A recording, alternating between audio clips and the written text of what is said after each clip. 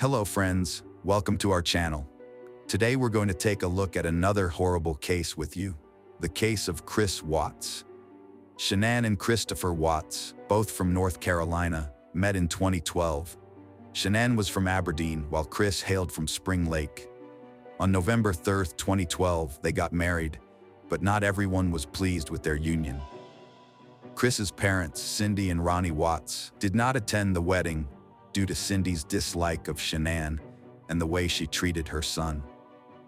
A year after their wedding, Shanann and Chris made a significant decision to buy a new home in Frederick, Colorado. This marked a new chapter in their lives as they started fresh in their new home. After relocating to Colorado, the couple looked forward to starting a family. Their dream was realized on December 17, 2013, with the birth of their daughter, Bella Marie.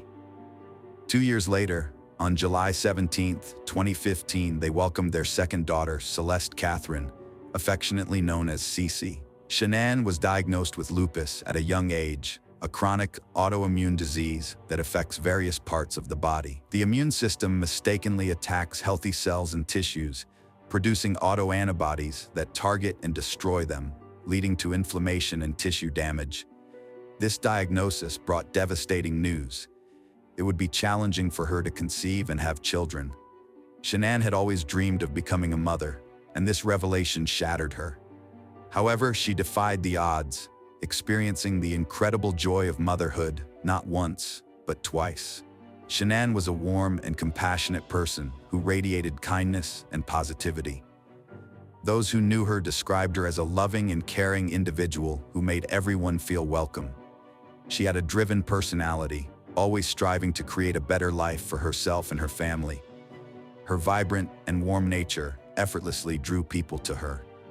Shanann was an exceptional mother to her two daughters, Bella and CeCe. Her love for them was boundless, and she cherished being a mother more than anything in the world. She was dedicated to providing for her children in every way possible, nurturing and supporting them unconditionally. Bella, the older sibling, was a caring and nurturing child who enjoyed taking care of her younger sister. CeCe, on the other hand, was a lively and energetic child who brought joy and laughter to everyone's lives with her vibrant personality. Shanann's friends and family thought she had a perfect marriage, but they found Chris hard to get close to. Despite this, they welcomed him because Shanann was deeply in love with him. In 2015, Shanann and Chris filed for bankruptcy due to significant financial struggles. These included a large mortgage, car payments, loans, medical bills, and a substantial amount of credit card debt. At the time, Chris worked at Anadarko Petroleum, and Shanann worked at a children's hospital call center. By 2016, Shanann had started a new career as a consultant for a multi-level marketing company. She sold a nutritional supplement called Thrive, which was administered through a patch. Shanann was extremely passionate about her job. According to a coworker, Cynthia DeRosette, everyone who met her was drawn to her energy. Shanann was happy with her life, husband, and two daughters, but she had one wish remaining: to have a baby boy to complete their family. In spring 2018, she got an unexpected but pleasant surprise when she found out she was pregnant for the third time. This news filled her with excitement and anticipation. After further tests, Shanann discovered she was having a baby boy. Shanann and Chris were overjoyed, and they chose to name their baby Nico.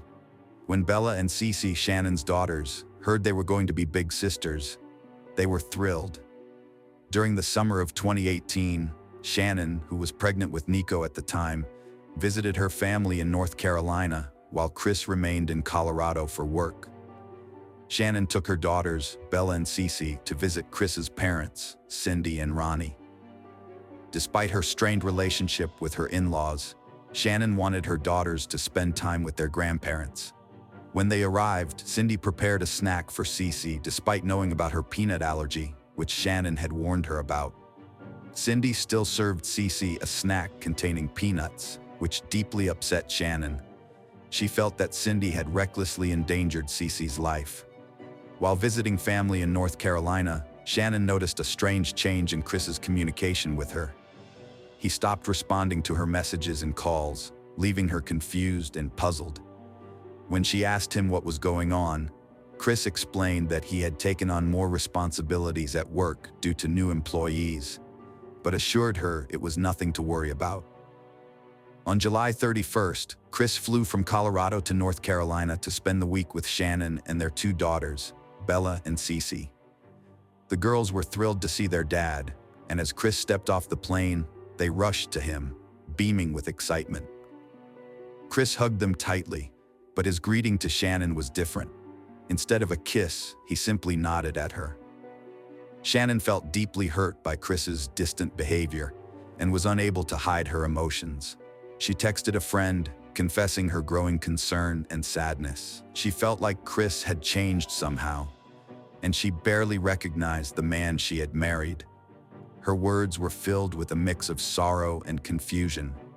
Shanann texted her friend to say that her husband Chris was refusing to talk to her, even though they were in the same room. Instead of speaking directly, they were communicating through their phones. Shanann shared a photo with her friend that showed her and Chris sitting on separate couches facing away from each other. In her texts, Shanann confided in her friend that she suspected Chris might be interested in someone else. Her friend was shocked and insisted that Chris would never do that, given how much he loved Shanann. In a heartfelt message to her friend, Shanann revealed that Chris had confessed to her that he no longer thought they were compatible. This revelation left Shanann stunned, as she had always believed their love was strong. Chris had made things even more difficult for Shanann by admitting that he had hoped getting her pregnant would change his feelings for her.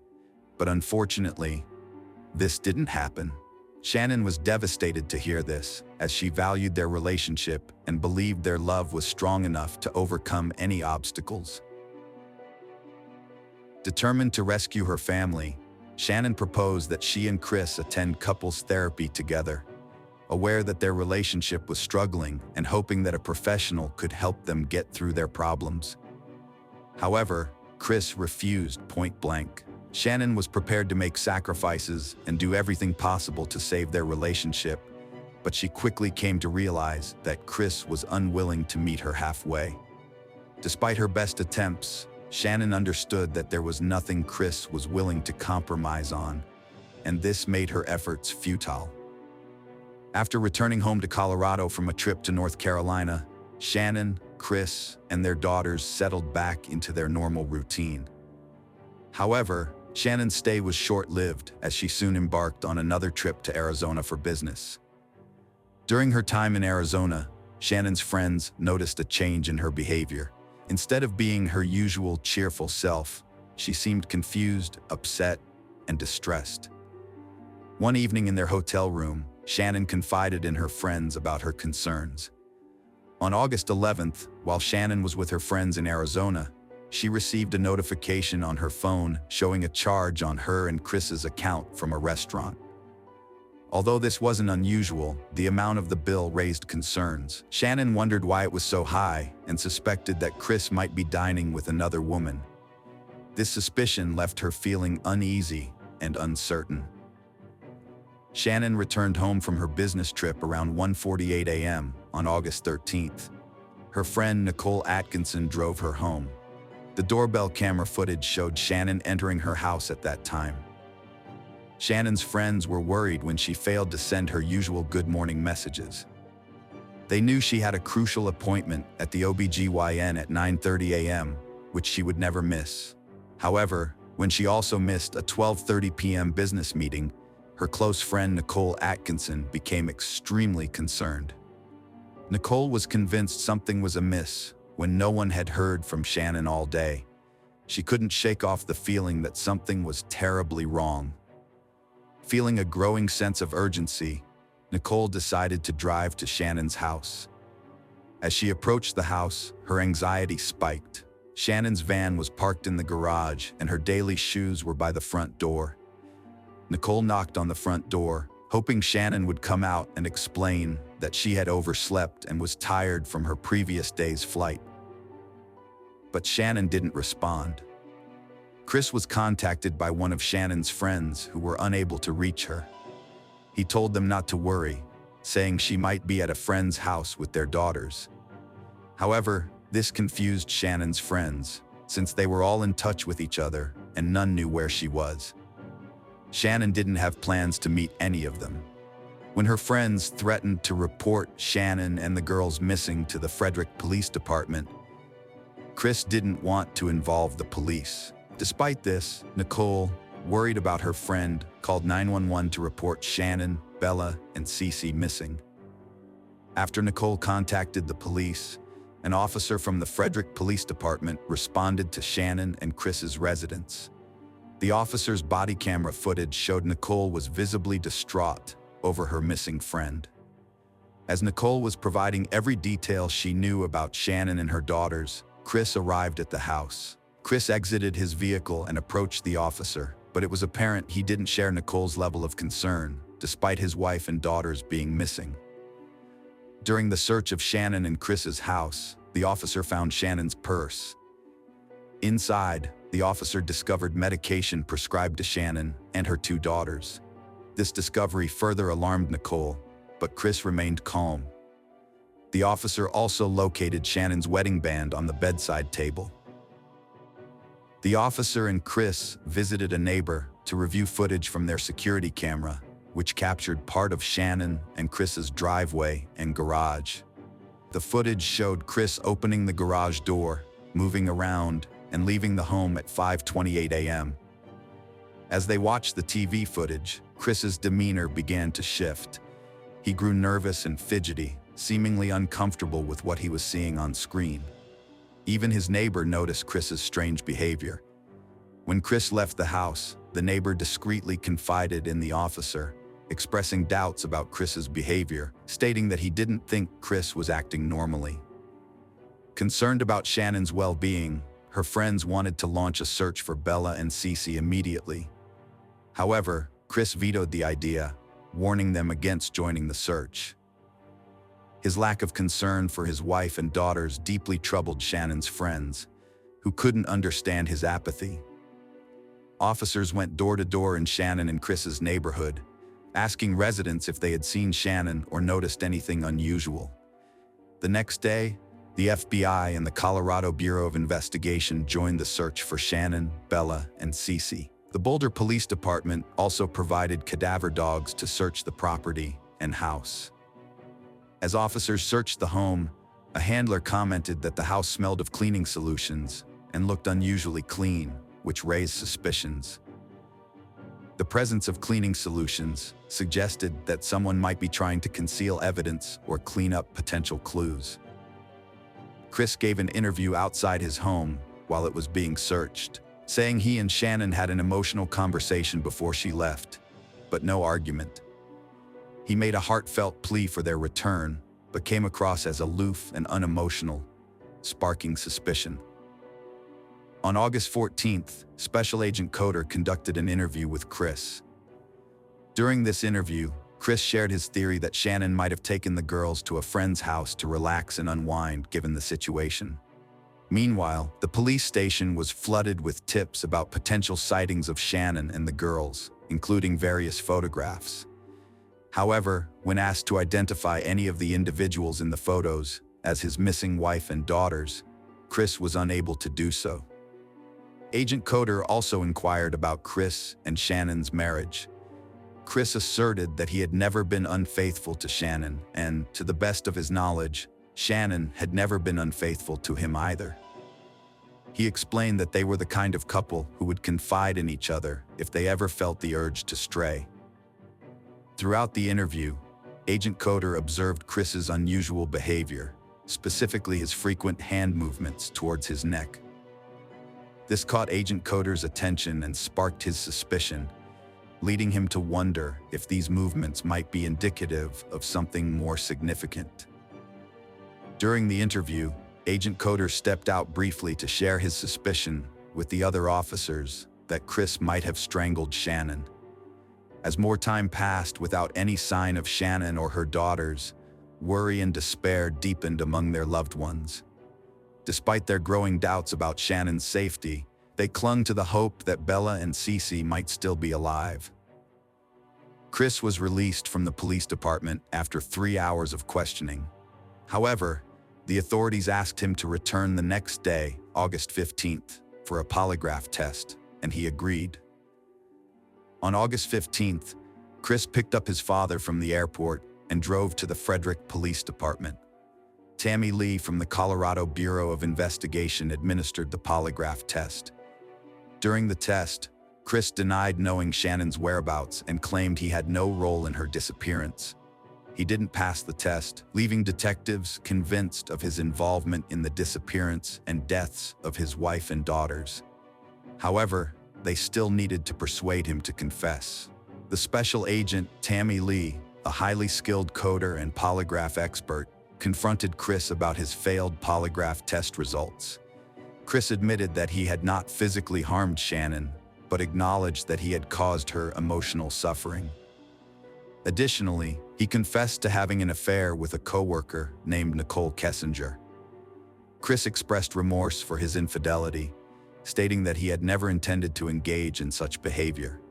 However, he denied any involvement in the disappearance of his family. During the interview, Chris asked to speak with his father, Ronnie. The officers were initially hesitant, worried that allowing Ronnie into the room would prompt Chris to request legal representation. Despite their reservations, they allowed it, hoping Ronnie's presence might persuade Chris to confess. In the interrogation room, Chris confessed to killing Shanann, claiming he did it because she had supposedly harmed their daughters, Bella and CeCe. However, Shannon's friends were certain Chris was lying, knowing that Shanann would never hurt her children, whom she loved deeply and was eager to welcome her new son, Nico. Chris admitted to burying Shannon's body in a shallow grave at one of his work sites and disposing of his daughters' bodies in oil tanks. Despite being arrested and taken into custody, he persisted in denying any harm to them. The detectives didn't believe for a second that Shanann had harmed her daughters. Chris pleaded guilty to avoid the death penalty and was sentenced to life in prison without parole. At the sentencing hearing, the judge made a bold statement about the heinous crime Chris had committed, calling it the most inhumane and vicious one he had encountered in his career, despite having dealt with thousands of cases. Years later, Chris confessed to murdering his wife Shanann in their bed. He had strangled her after she confronted him about his extramarital affair and threatened to take their daughters away. He then put her body in his truck and drove to his work site with their 2 daughters. There, Chris claimed to have killed his daughters, one by one, in a horrific sequence of events, where one daughter was forced to witness her sister's death before meeting the same fate. Hello friends, welcome to our channel. Today we're going to take a look at another horrible case with you. The case of Lisa Valdez. Lisa Valdez was born on September 6, 1961 in San Francisco, California. She had a brother and a loving mother, although their father was not involved in their lives. Despite this, Lisa was exceptionally close to her mother, and they almost never argued. Everyone who knew them was always impressed by how perfect their relationship seemed. In her teenage years, Lisa took up dancing, and it became one of her greatest passions. She also had a keen interest in modern technology, getting into the IT field when it was still in its infancy. For instance, she started using email when most of her friends hadn't even heard of it. This interest in technology shaped her future career. After college, Lisa got a job as a software analyst in San Francisco. Later, her mother used her savings to purchase Lisa an apartment in a prestigious neighborhood. It was a small studio, but the building was situated on a hill, offering a beautiful view of the city. Lisa lived in this apartment alone, advancing in her career and spending as much time as possible with her family. She also continued dancing, attending weekly dance practice sessions with her best friend. On May 16, 1998, when Lisa was 36, she invited her mother and some family friends over for the evening. After the guests left, her mother helped with the dishes and headed home. Before she left, Lisa promised to call her the next day, but she never called. At first, her mom figured she was just busy, as Lisa was supposed to go to dance practice that day, so her mom decided to wait. But the whole day went by without hearing from Lisa. The next day, she tried calling Lisa herself, but there was no answer.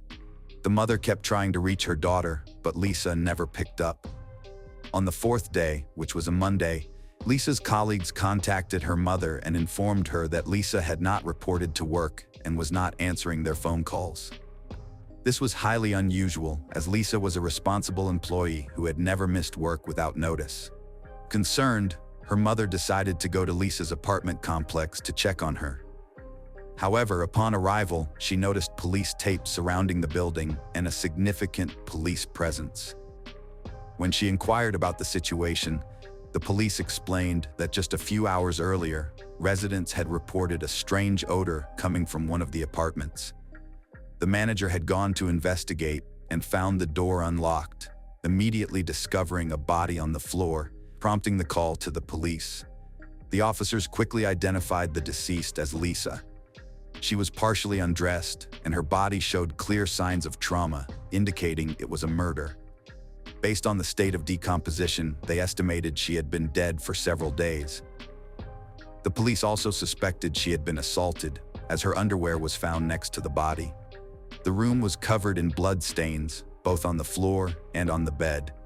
The TV was on, and the air conditioner was set to 78 degrees. The apartment was also in disarray, but detectives later discovered that this was normal for Lisa, who wasn't meticulous about keeping things tidy. There were no signs of a robbery, as all of Lisa's valuables, including her jewelry, were left in plain sight. The only things missing were her keys and a gym bag. Another peculiar detail was that the attacker had cut off some of Lisa's long hair and taken it with them. Combined with the numerous injuries on her body, this suggested the presence of strong personal motives. Detectives speculated that the killer might have known Lisa, and for some reason, harbored hatred towards her, supporting the idea that Lisa was familiar with her attacker. This was further supported by the lack of signs of forced entry, and the fact that Lisa's apartment complex was fenced and required either a key or access granted by a resident. The police started interviewing residents of the complex, hoping someone had seen the attacker, and they quickly found their first lead. One of Lisa's neighbors mentioned that 2 days earlier, after returning from vacation, he noticed part of the metal frame of his front door was bent, and there was a faint blood stain on the door. He reported it to the manager, but they decided not to involve the police, since it was clear no one had broken into his apartment. Detectives were almost certain the same person who killed Lisa was responsible for this incident, but the motives behind the actions were unclear. Perhaps the killer tried to break into the neighbor's apartment and was caught by Lisa, leading to her murder. According to another theory, the attempt to break into the neighbor's apartment might have occurred after Lisa's murder, which seemed odd. Detectives also talked to the housekeeper who cleaned Lisa's apartment every week. 2 days before they found Lisa's body, the housekeeper used her key to enter the complex and tried to open Lisa's door, but it was blocked from the inside. She peeked through the crack and saw a partially undressed woman on the floor and heard a man's voice. Assuming she was interrupting something private, she left right away. The police believed Lisa was already dead by then, and the man's voice belonged to her killer, who was still in the apartment. The housekeeper mentioned seeing a black bag with a zipper near the body, but she was unsure as she only glanced at it briefly. Additionally, there was an untouched envelope with cash taped to the inside of Lisa's apartment door. This money was intended for the housekeeper, as Lisa would leave it the day before her scheduled visit since she wouldn't be home. The presence of the untouched envelope suggests that Lisa was likely attacked after her mother's departure, between midnight and early morning, as this was when she would have left the money. This theory was soon confirmed by the neighbors living on the floor below, who reported hearing noises from above that night. They described hearing thumping sounds followed by the sound of someone coming down the stairs, though they did not see who it was. While medical experts examined Lisa's body, Detectives continued searching her apartment for clues. They soon noticed something unusual. The toilet seat was up, which was unusual for a woman living alone. Forensic experts examined the toilet seat and found a partial fingerprint that did not belong to Lisa. The police collected fingerprints from all of Lisa's acquaintances and relatives who might have been in her apartment, but none matched this. This led detectives to believe the fingerprint might belong to the killer. The medical experts soon finished their report, giving a new lead. Lisa's body had over 20 stab wounds, but because of the decomposition, they couldn't tell if she had been sexually assaulted. However, they found defensive wounds on her body, indicating that Lisa tried to fight off her attacker. The experts also found skin particles under her nails, likely from the killer, and sent them to the lab for analysis. Meanwhile, forensic experts examined evidence from the apartment and found a crucial clue. One of the pillowcases had numerous blood stains, but analysis revealed that not all the blood belonged to Lisa. Some stains were different, so the pillowcase was sent to the lab for further examination. Investigators theorized that the killer might have accidentally injured himself while stabbing Lisa, which was common in such cases since a knife can easily slip. This theory was supported by another finding inside the toilet. They discovered 2 bandages from a first aid kit, which the killer might have used to stop his bleeding. He also could have left his fingerprints on the toilet seat while throwing away the bandages. DNA analysis showed that the blood on the pillowcase belonged to an unknown man not in the FBI database. The skin particles from under Lisa's nails also matched this man, as did the blood stain on her knee. Although there were no matches in the DNA database, detectives now had the killer's DNA profile. They began comparing it with samples from suspects in their system who had committed crimes in Lisa's area, and also started looking closely at her acquaintances. Lisa's mother revealed that Lisa had been dating a man named Albert Kiddo, and they were supposed to go on a date the day after the murder. However, Kiddo had canceled it just a few days prior. Detectives brought Kiddo in for questioning and immediately noticed a large cut on his hand. They suspected that the killer might have injured his hand while stabbing Lisa, and this is common in such attacks. This immediately made Kiddo a suspect, but he denied any involvement in the murder. The detectives took his fingerprints and DNA samples and sent them to the lab for comparison. To their surprise, none of it matched the blood on the pillowcase and the skin particles from under Lisa's nails, clearly belonging to someone else. Investigators continued searching for other possible suspects and decided to listen to the messages on Lisa's answering machine left in the days leading up to the murder. They compiled a list of 40 callers, but one strange message stood out to them. Just a few hours before the murder, while Lisa still had guests at her home, a man called her. But she didn't pick up, so he left a rather unusual message. You know how it goes. Hey Lisa, are you home? The police played this message for Lisa's friend, who immediately recognized the voice as belonging to a colleague of Lisa's named Albert Robinson. He had repeatedly expressed romantic feelings for Lisa, but she wasn't interested in a relationship with him. They continued to interact at work and in the company of mutual acquaintances, and Lisa considered him a friend. Several days after the murder, during the victim's family's memorial service, something else happened. Robinson showed up and gave a speech that puzzled everyone present. He claimed that he and Lisa were deeply in love, planning to get married and start a family. However, Lisa's friends and her mother stated that Robinson's words were completely untrue. Lisa had told them that Robinson had shown interest in her, but she had no romantic feelings for him. Lisa's mother also stressed their close relationship, saying that Lisa wouldn't have hidden such plans from her. Robinson was questioned, where he denied any involvement in the murder. He claimed he loved Lisa and would never harm her. However, he refused to provide his DNA sample and fingerprints to the police. This evidence pointed to Robinson as the main suspect, and detectives continued searching for new leads. If Robinson was obsessed with Lisa and she did not reciprocate his feelings, it could have driven him to commit the crime. The brutality of the crime suggested personal motives, and the fact that the killer had cut off and taken some of her hair could be connected to his obsession. Detectives eventually obtained a search warrant for Robinson's house, where they found numerous photos of Lisa, further indicating his obsession with her. However, Robinson continued to deny any involvement in the murder. He even provided his fingerprints and DNA samples to the detectives. Although the detectives were almost certain that Robinson was the killer, the lab results showed no match between the samples found at the victim's apartment and Robinson's. Consequently, Robinson was removed from the list of suspects, and the police continued their search for new leads. Despite their efforts, the detectives repeatedly hit dead ends, and the case remained unsolved for years. Investigators repeatedly sought updates on the comparison of the killer's DNA sample and fingerprints with databases, hoping that he would surface for some other crimes, but it never happened. Initially, police found it strange that someone who committed such a brutal crime wasn't in the databases, as they doubted it was his first serious offense. Over the following years, police continued to check for matches in the databases, but they always came up empty.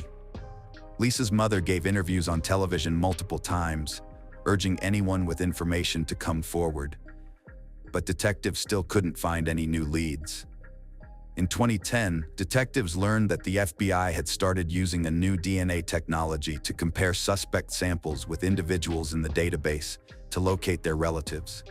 Unlike genetic genealogy, which emerged several years later, this method only worked with close relatives. For example, experts could find the father or a brother of the DNA owner in the database. With no other leads, in 2011, the police requested such a DNA comparison and began waiting. On September 2nd, the lead detective received a call from the FBI with two pieces of news, one good and one bad. They stated they would not perform the comparison with possible relatives in the database, but the reason was quite unexpected. Before conducting such a comparison, experts always retest the suspect's DNA sample, and this time, 13 years after the murder, it came back as a perfect match. The DNA from the blood and skin particles found under Lisa's nails matched the sample from a 52-year-old man named Anthony Hughes, who had just recently entered the FBI database. The man had an extensive criminal history spanning decades, but none of his crimes required his DNA sample to be entered into the FBI database. With changes in laws, criminals in California were required to submit DNA samples regardless of the severity of the crime, and Anthony's sample ended up in the database after he was arrested for a simple shoplifting incident. His fingerprints were also entered into the databases, and they matched the fingerprint found on the toilet seat in Lisa's apartment.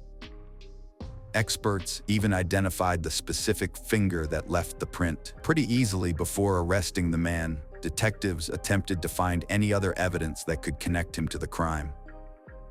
Here, they encountered a surprising turn of events. 13 years ago, the police listened to messages left for Lisa on her answering machine. However, they only reviewed calls made to her phone before the murder. Now, after all these years, detectives suddenly discovered that Anthony Hughes had called Lisa just a day after her death and left her a message. Its content was quite ordinary and did not raise any suspicions. However, had the police investigated Anthony back then, they would have not only discovered his extensive criminal record, but also something else. Upon reviewing Lisa's belongings, detectives examined her address book and found Anthony's phone number, confirming that the victim knew him. After talking to Lisa's friends, the police learned that she had apparently dated Anthony for a while in high school. And now, the detectives had everything they needed to question the man. At that time, he didn't have a fixed address, so they decided to proceed carefully to prevent the suspect from fleeing. They arrested him, saying that the police were investigating a series of robberies in San Francisco, and he surrendered without resistance. During the interrogation, detectives started by asking about a series of robberies before smoothly transitioning to Anthony's criminal record. Eventually, they asked if he knew Lisa Valdez. At first, he said no, but when they showed her photo, he admitted they knew each other from high school. Anthony also claimed he hadn't seen her since the late 80s. Over several hours, detectives questioned him about the relationship and whether he'd seen her recently. Finally, they confronted him about his DNA found in Lisa's apartment in '98. Anthony suddenly began crying and asked for a pen and paper. Thinking he was ready to confess, they handed it over, but to their surprise, the man started hitting himself with the pen. They had to restrain him while he continued crying and shouting that they were trying to frame him for a crime he didn't commit.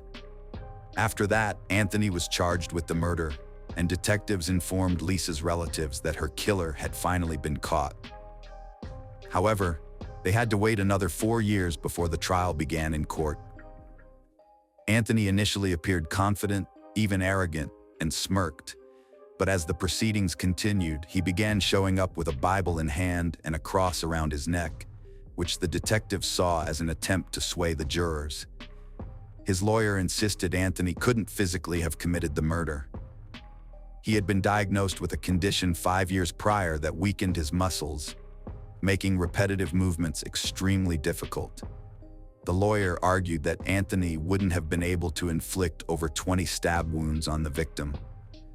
But medical reports from the year of the murder showed that Anthony's condition was under control and treatment was effective. Moreover, the prosecution had much stronger evidence pointing directly to his presence in the victim's apartment.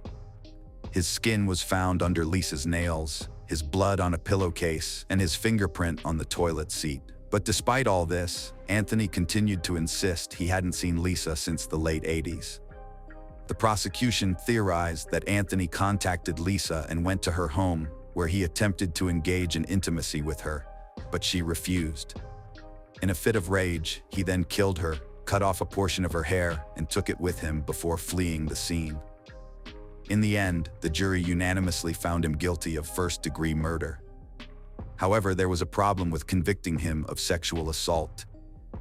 The prosecution believed Anthony had indeed assaulted the victim, but due to the extent of decomposition, there was no direct evidence to confirm it.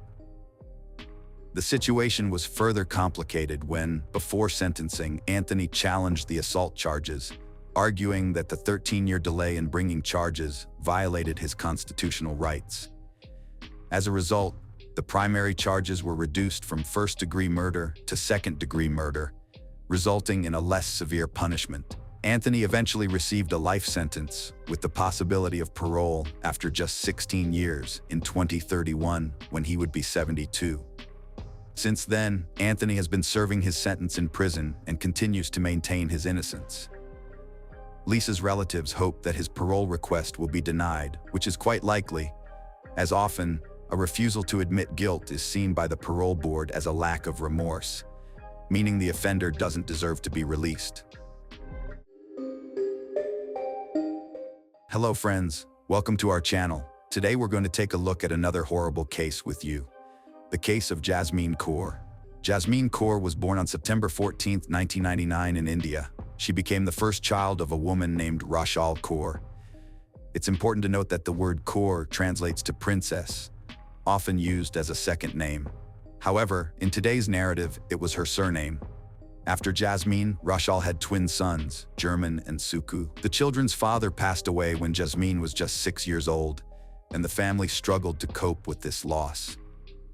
In 2017, at the age of 18, Jasmine decided to embark on a journey to Australia in search of new opportunities.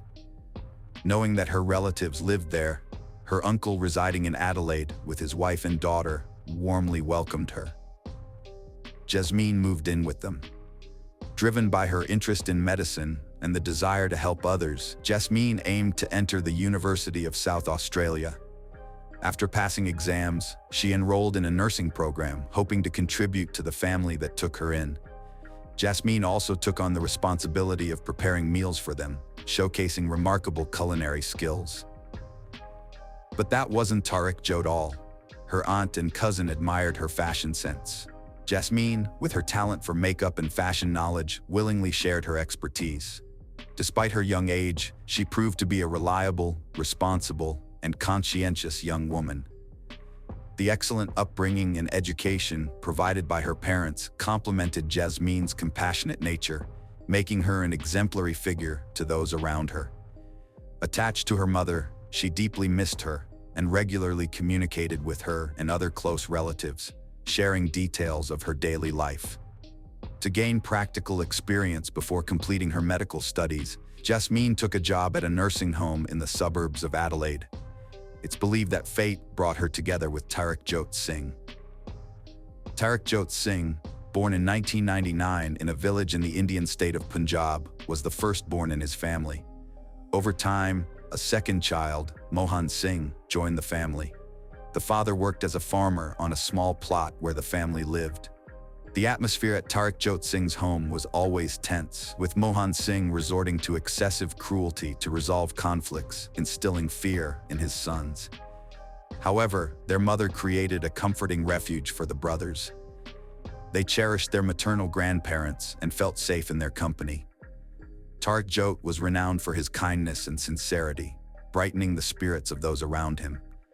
Excelling as a student, he thirsted for knowledge and refused to accept mediocrity. As he approached the senior years, Tarakjot faced the decision of his future education. With excellent grades, he demonstrated he was headed towards a successful career. By 2016, when Tarakjot completed school, his grandparents managed to gather a small sum to help him relocate. Australia had long been calling him, and he finally seized the opportunity to become a resident of charming Adelaide, like many young people at that time. He successfully passed the standard English language test, a prerequisite for admission to the University of South Australia. Joining the ranks of students, numerous directions and fields of study opened up before Tarakjot. Contemplating his choices, he opted for information technology and aimed for a bachelor's degree. Simultaneously, he had to work to support himself and progress further. For Tarakjot, this was not a challenge. He explored various jobs, most related to elderly care. Colleagues loved and respected him, and employers valued his honesty and kindness, always leaving positive reviews and recommendations for him. However, he continued to work diligently, showing compassion and helping the less fortunate, which soon became his true calling. Over time, Tarakjot's fortunes improved. He saved up money and moved to a separate apartment in the city suburbs, where he lived with another young man whom he quickly befriended. In 2018, when Tarakjot and Jasmine first crossed paths, she had already achieved significant success in her profession. Colleagues praised her unwavering dedication and optimism, and her employer admired her. This sweet, kind-hearted girl, it's no wonder that Tarakjot, who was loved for the same qualities, quickly bonded with Jasmine through workplace interactions and attending collective events together. Their friendship blossomed into a romantic relationship, and by April 2020, they were a loving couple. Tarakjot never hid his true intentions. Now he openly declared that he saw in Jasmine the woman with whom he wanted to build a life and a strong family. However, over time, he became increasingly insecure. Tarakjot suddenly doubted Jasmine's actions and motives. Jealousy consumed him, and he began demanding detailed reports from her about where she had been and with whom she had interacted. He tried to control her every move, and if she planned to meet friends after work, he would instantly become furious. Persistent calls and unfounded accusations became part of his behavior, and one day he demanded that Jasmine leave her friends and return home immediately. For Jasmine, such a life became unbearable. Unable to endure it, she confided in her mother. Upon learning of the total control exerted by her daughter's suitor, the mother naturally disapproved of their relationship. However, Tarakjot paid no attention to others' objections, fully immersed in his own world. Desiring assurance that his beloved would be with him for a lifetime, in October 2020, Tarakjot bought engagement rings and proposed to Jasmine. Despite disagreements and clear signs, she agreed to be his wife. However, the engagement did not calm Tarakjot. It only heightened his suspicions. Now, using any available free time, he would appear unexpectedly at Jasmine's workplace with the sole purpose of keeping an eye on her. Experiencing the euphoria of the proposal, Jasmine regained her composure and began to reconsider her fiancé's behavior. Doubts plagued her, and the idea of ending the relationship increasingly occupied her thoughts. Realizing that her association with Tariq Jot negatively impacted her mental and emotional health, on January 4, 2021, Jasmine informed him that they had to part ways. In response, she faced angry threats and words from Tariq Jot, claiming that if she left him, he would end his own life. The next day after finishing work, Jasmine noticed Tariq Jot watching her from the window during the break. She went to talk to him, and he once again pleaded for her to stay. However, she remained resolute in her decision. That's when Tariq Jot started threatening self-harm and insisted that she would be responsible for anything that happened to him. On the same evening, Jasmine learned that Tariq Jot had taken a large amount of sleeping pills. She never took his words seriously and never thought he was capable of such actions. Concerned, she urgently contacted his apartment neighbor. The friend arrived and took Tariq Jot to the hospital, where he wrote a statement claiming he had attempted suicide, but didn't Tariq Jot take responsibility for that decision. In their breakup, Tariq Jot blamed Jasmine's family, insinuating that her relatives influenced her decision to end their relationship. The next morning, on January 6, 2021, a psychiatrist examined Tariq Jot, finding no signs of mental illness, but concluding that the overdose was likely linked to an inability to cope with the relationship's breakup. Tariq Jot was discharged, but just a few hours later, the former fiancé unexpectedly appeared at Jasmine's home, insisting that she go with him to discuss something important. His real intention, however, was to persuade her to reconsider and restart the relationship. This attempt failed again as Jasmine refused. In a desperate attempt to win her back, he threatened to publicly release their intimate video. Tariq Jot knew that this would be unbearable for Jasmine's respectable family.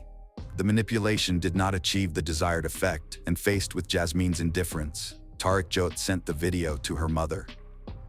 Shocked, her mother contacted her daughter, who was furious about the situation. The next day, the jealous ex showed up at Jasmine's workplace, standing next to his car and patiently waiting for her to finish her shift despite her ignoring him and simply leaving. Tariq Jot persistently followed Jasmine in his car but suddenly gave up, allowing her to reach home undisturbed. That night, emotionally exhausted, Jasmine couldn't sleep properly. The pressure from Tariq Jot intensified every day as he threatened to share intimate videos with more people if she didn't return to him immediately. January 28, 2021, became a critical day for Jasmine. Unable to endure it any longer, she officially reported her ex-fiancé to the police for harassment. Every detail of their relationship was documented on paper. Given the seriousness of the case, the police initiated an investigation and met with Tariq Jot on February 9th to understand the situation. As a result, he received a warning for his unacceptable behavior. It's worth noting that by this point, Tariq Jot had developed a habit of composing text messages containing insults and mockery, even though most of these messages were never sent to Jasmine. They indicated the extent of his obsession. A few days later, the young man attempted suicide again, but his neighbor discovered him in time. When asked about the reasons for his actions in the hospital, Tariq Jot said he couldn't cope with the breakup and begged not to be hospitalized. Surprisingly, his plea was heeded, and he was discharged under medical observation. A few days later, he began taking medication prescribed by doctors for depression, anxiety, and agitation. However, at the same time, thoughts of harming Jasmine became increasingly intrusive in his mind. Focused and meticulous, Tariq Jot began developing his sinister plan on March 4, 2021. He managed to obtain a map marking the locations of almost all surveillance cameras in Adelaide. The next day, he inserted his SIM card into another phone and left it at home to create an alibi. To avoid being detected by cameras or recognized by anyone he knew, he temporarily borrowed his neighbor's blue Jeep. On the same day, he purchased gloves, cable ties, and a shovel from a hardware store. The only thing he overlooked was that every move of his was recorded by surveillance cameras in the store. He then drove to Jasmine's workplace, where he waited for her to finish around 10 p.m. As she completed her shift and stepped onto a deserted street, unsuspecting of what awaited her, Tariq Jot suddenly attacked her, grabbing her arms. He dragged her into the car. In the vehicle, he taped Jasmine's mouth and eyes, tied her hands and feet, and driving to a secluded spot, transferred his former fiancée to the trunk of the car. He proceeded north towards another city, nearly 400 kilometers away from Adelaide, between 10:30 p.m. and 3:30 a.m. Throughout the entire route, 5 city surveillance cameras several times captured the car he was using. Upon reaching a location known only to him, Tariq Jot got out of the car and began digging a shallow grave near the road in this area. He then opened the trunk and attempted to injure Jasmine with a knife to the throat, but failing to inflict significant damage, he didn't complete the act. Instead, he lowered the girl into the grave and began burying her alive. All of this happened at dawn on March 6th. After burying her, Tariq got back in the car, drove away, discarded Jasmine's belongings along with the remaining cable ties, tape, and other items, and disposed of the gloves and balaclava at a location known as the Death Rock. On the same day, noticing that Jasmine had not returned home, her family began to worry. When she did not show up for work, her employer became concerned, especially upon realizing that her car was still parked in front of the building. Unaware of Jasmine's whereabouts, her relatives contacted the authorities and filed a missing person report. For the detective in charge of the investigation, it seemed unlikely that the girl had left voluntarily. He was convinced that she was being held against her will. The detective reviewed surveillance footage at Jasmine's workplace, hoping to find a lead. Eventually, one recording from the last night featured a person near the building, who for most of the morning drove towards another city.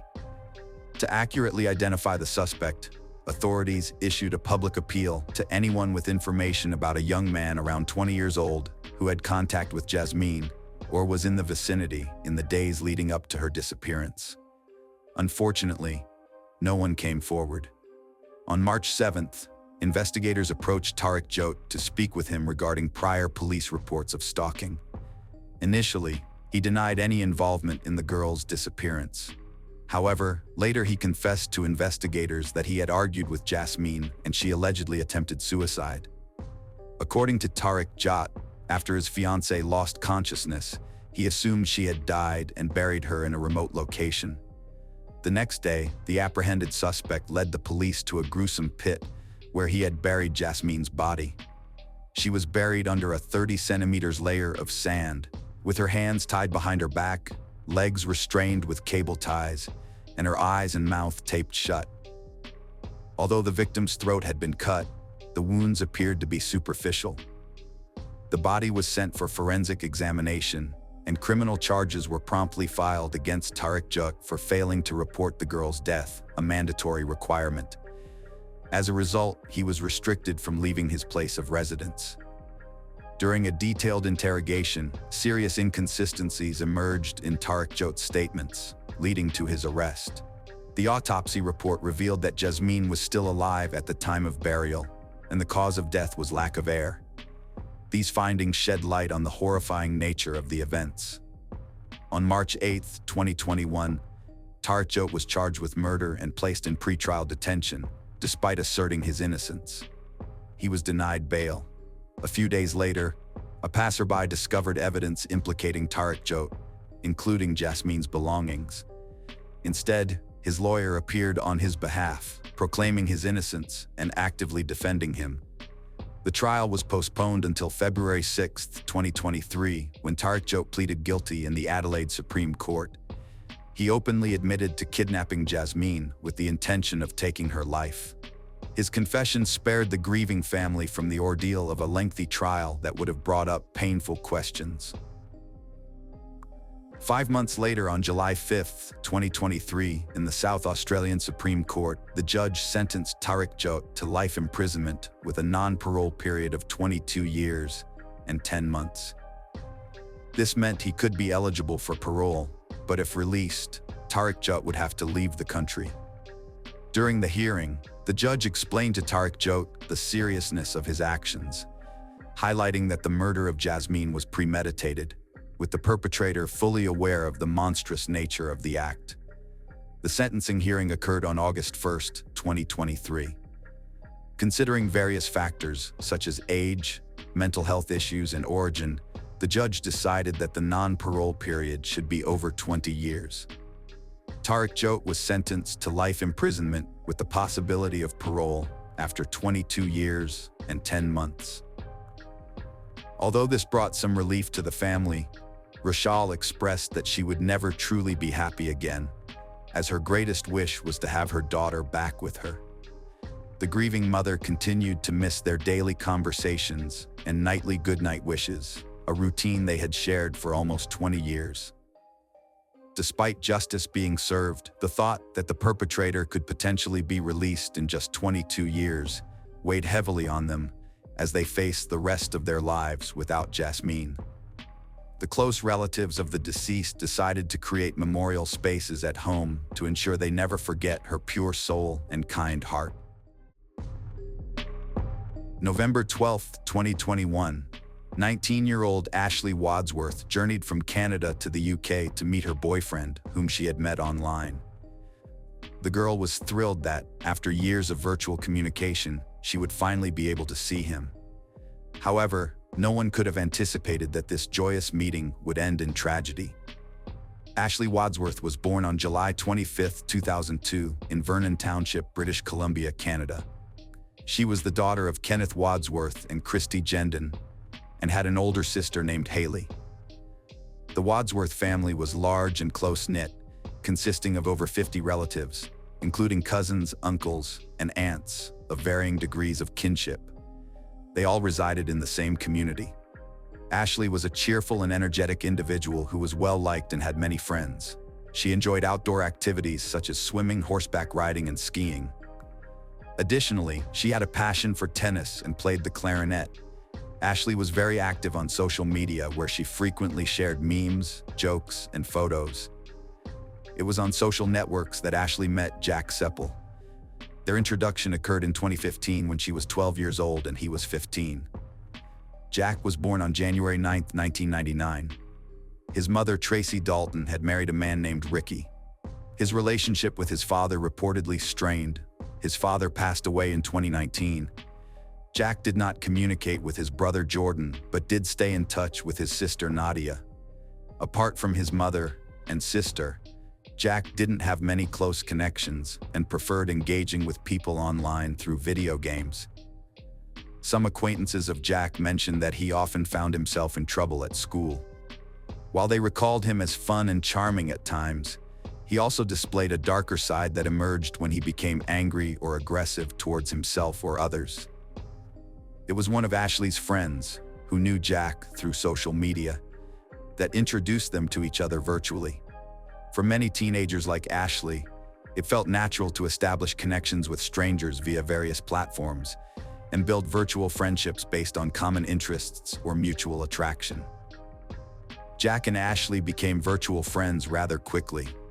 At the time, she didn't possess a smartphone and used the family computer to access social networks. As a result, her friendship with the Englishman was never hidden from her relatives. According to Ashley's mother, during their long-distance friendship, Jack had multiple relationships with different girls. Meanwhile, Ashley also experienced typical teenage life phases. Even during periods when they ceased communication, their connection never entirely disappeared. It endured over the years. As they matured, their relationship evolved. Communication extended beyond social media to include video calls. Consequently, their bond became more intimate and romantic. Before long, Jack became a familiar face to Ashley's family members. If they passed by during their conversations, they'd often greet him as if he were right there in their living room. He frequently sent her gifts, teddy bears and purses among them. Her family and friends observed that she often compared every boy she met to Jack. With an 8-hour time difference between Vernon and Essex, where Jack resided, The young couple would wake up early and stay up late just to be able to talk. By 2018, when Ashley was 15, she began expressing a desire to meet Jack in person. However, her family wouldn't permit her to travel alone across continents. Occasionally, like any young couple, they quarreled. When arguments led Ashley to block Jack on social media, he would create new accounts or message her through his sister or mutual acquaintances, something disturbing and intrusive for those close to her. Yet she maintained that he was compassionate and kind-hearted. In October 2018, Jack tattooed Ashley's name on his arm. At that moment, she was 16 years old, while he was 19. Her parents deemed such an act excessive and cautioned her against reciprocating similarly. Eventually, during one of their disputes, Jack inflicted a knife wound on his tattoo bearing Ashley's name. Following this incident, he exhibited jealous and violent behavior. He grew angry at the thought of Ashley dating other guys, despite continuing his own romantic pursuits with different girls himself, claiming Ashley remained his favorite and asserting that he wanted only her. One day, Ashley phoned a friend who happened to be at Jack's house and informed her that he wouldn't let her leave.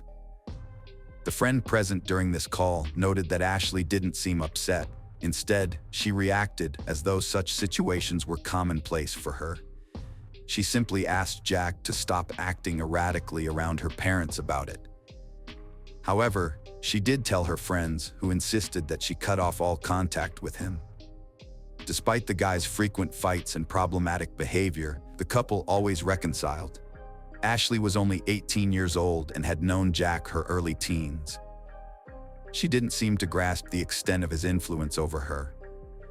At a young age, Ashley began working in fast food restaurants and department stores. This allowed her to save money for various personal expenses. The first thing she bought was a tablet to use social media more privately. She then started saving money for a plan for her senior year of high school. Ashley had always been very spiritual and inquisitive.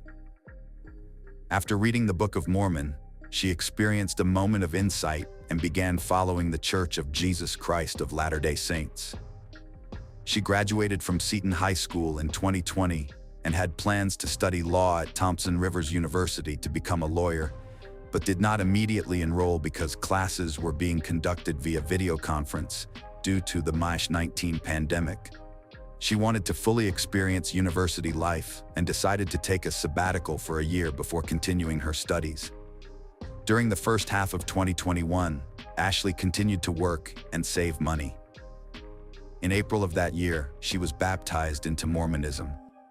Always bold and determined, Ashley decided to travel to the UK to meet Jack in person and spend his birthday with him. Her parents and friends weren't pleased with this decision, but nothing could stop her since she had her own money and was of legal age. On November 12, 2021, Ashley left Canada for the UK on a 6-month tourist visa. This was her first time leaving her homeland, and she was very excited about the event. Ashley and Jack met in person for the first time on November 13, 2021. On that same day, Ashley changed her profile picture to one with him. By then, Jack was already 22 years old and appeared much older than Ashley. He was covered in tattoos, even on his face, creating a stark contrast with the young and lively 19-year-old girl during her stay in London. Ashley stayed at Jack's house, a young man who had been living alone and annexed within a public housing estate in northwest Chelmsford since 2020. The neighborhood had a somewhat dubious, but they had explored nicer areas of the city in Essex as well. Jack appeared to be the same man Ashley had met online, affectionate and caring, constantly showering her with compliments and never declining romantic selfies. Yet, his behavior could be inconsistent, and at times, he seemed quite cruel. The young couple spent every day together. Ashley, on a tourist visa, was unable to work while Jack was unemployed and receiving benefits. Occasionally, his mother Tracy, who lived nearby, provided support. Ashley frequently posted photos and comments from her trip online. Most pictures showed the couple embracing and enjoying romantic moments together. She maintained constant communication with her family via video calls, giving the impression that everything was going well. They even adopted a kitten named Winston. However, as time passed, Jack began to withdraw. He no longer wanted to go for walks or sightseeing. Instead, he preferred staying home, smoking illegal substances, and playing video games. Being in a foreign country left Ashley with limited options. Although she loved being outdoors, she was constrained by what Jack wanted. Before traveling to England, one of Ashley's church friends connected her with American missionaries who would be in Chelmsford at the same time. Ashley expressed interest in meeting these young men who shared her religion, but faced resistance from Jack whenever she tried to attend church on Sundays. Nonetheless, she kept in touch with them via text messages and deleted the correspondence to keep it hidden from Jack. The missionaries quickly realized that Jack was controlling and possibly abusive. In conversations with them, Ashley admitted that although she knew she deserved better treatment, she simply wanted to make Jack happy.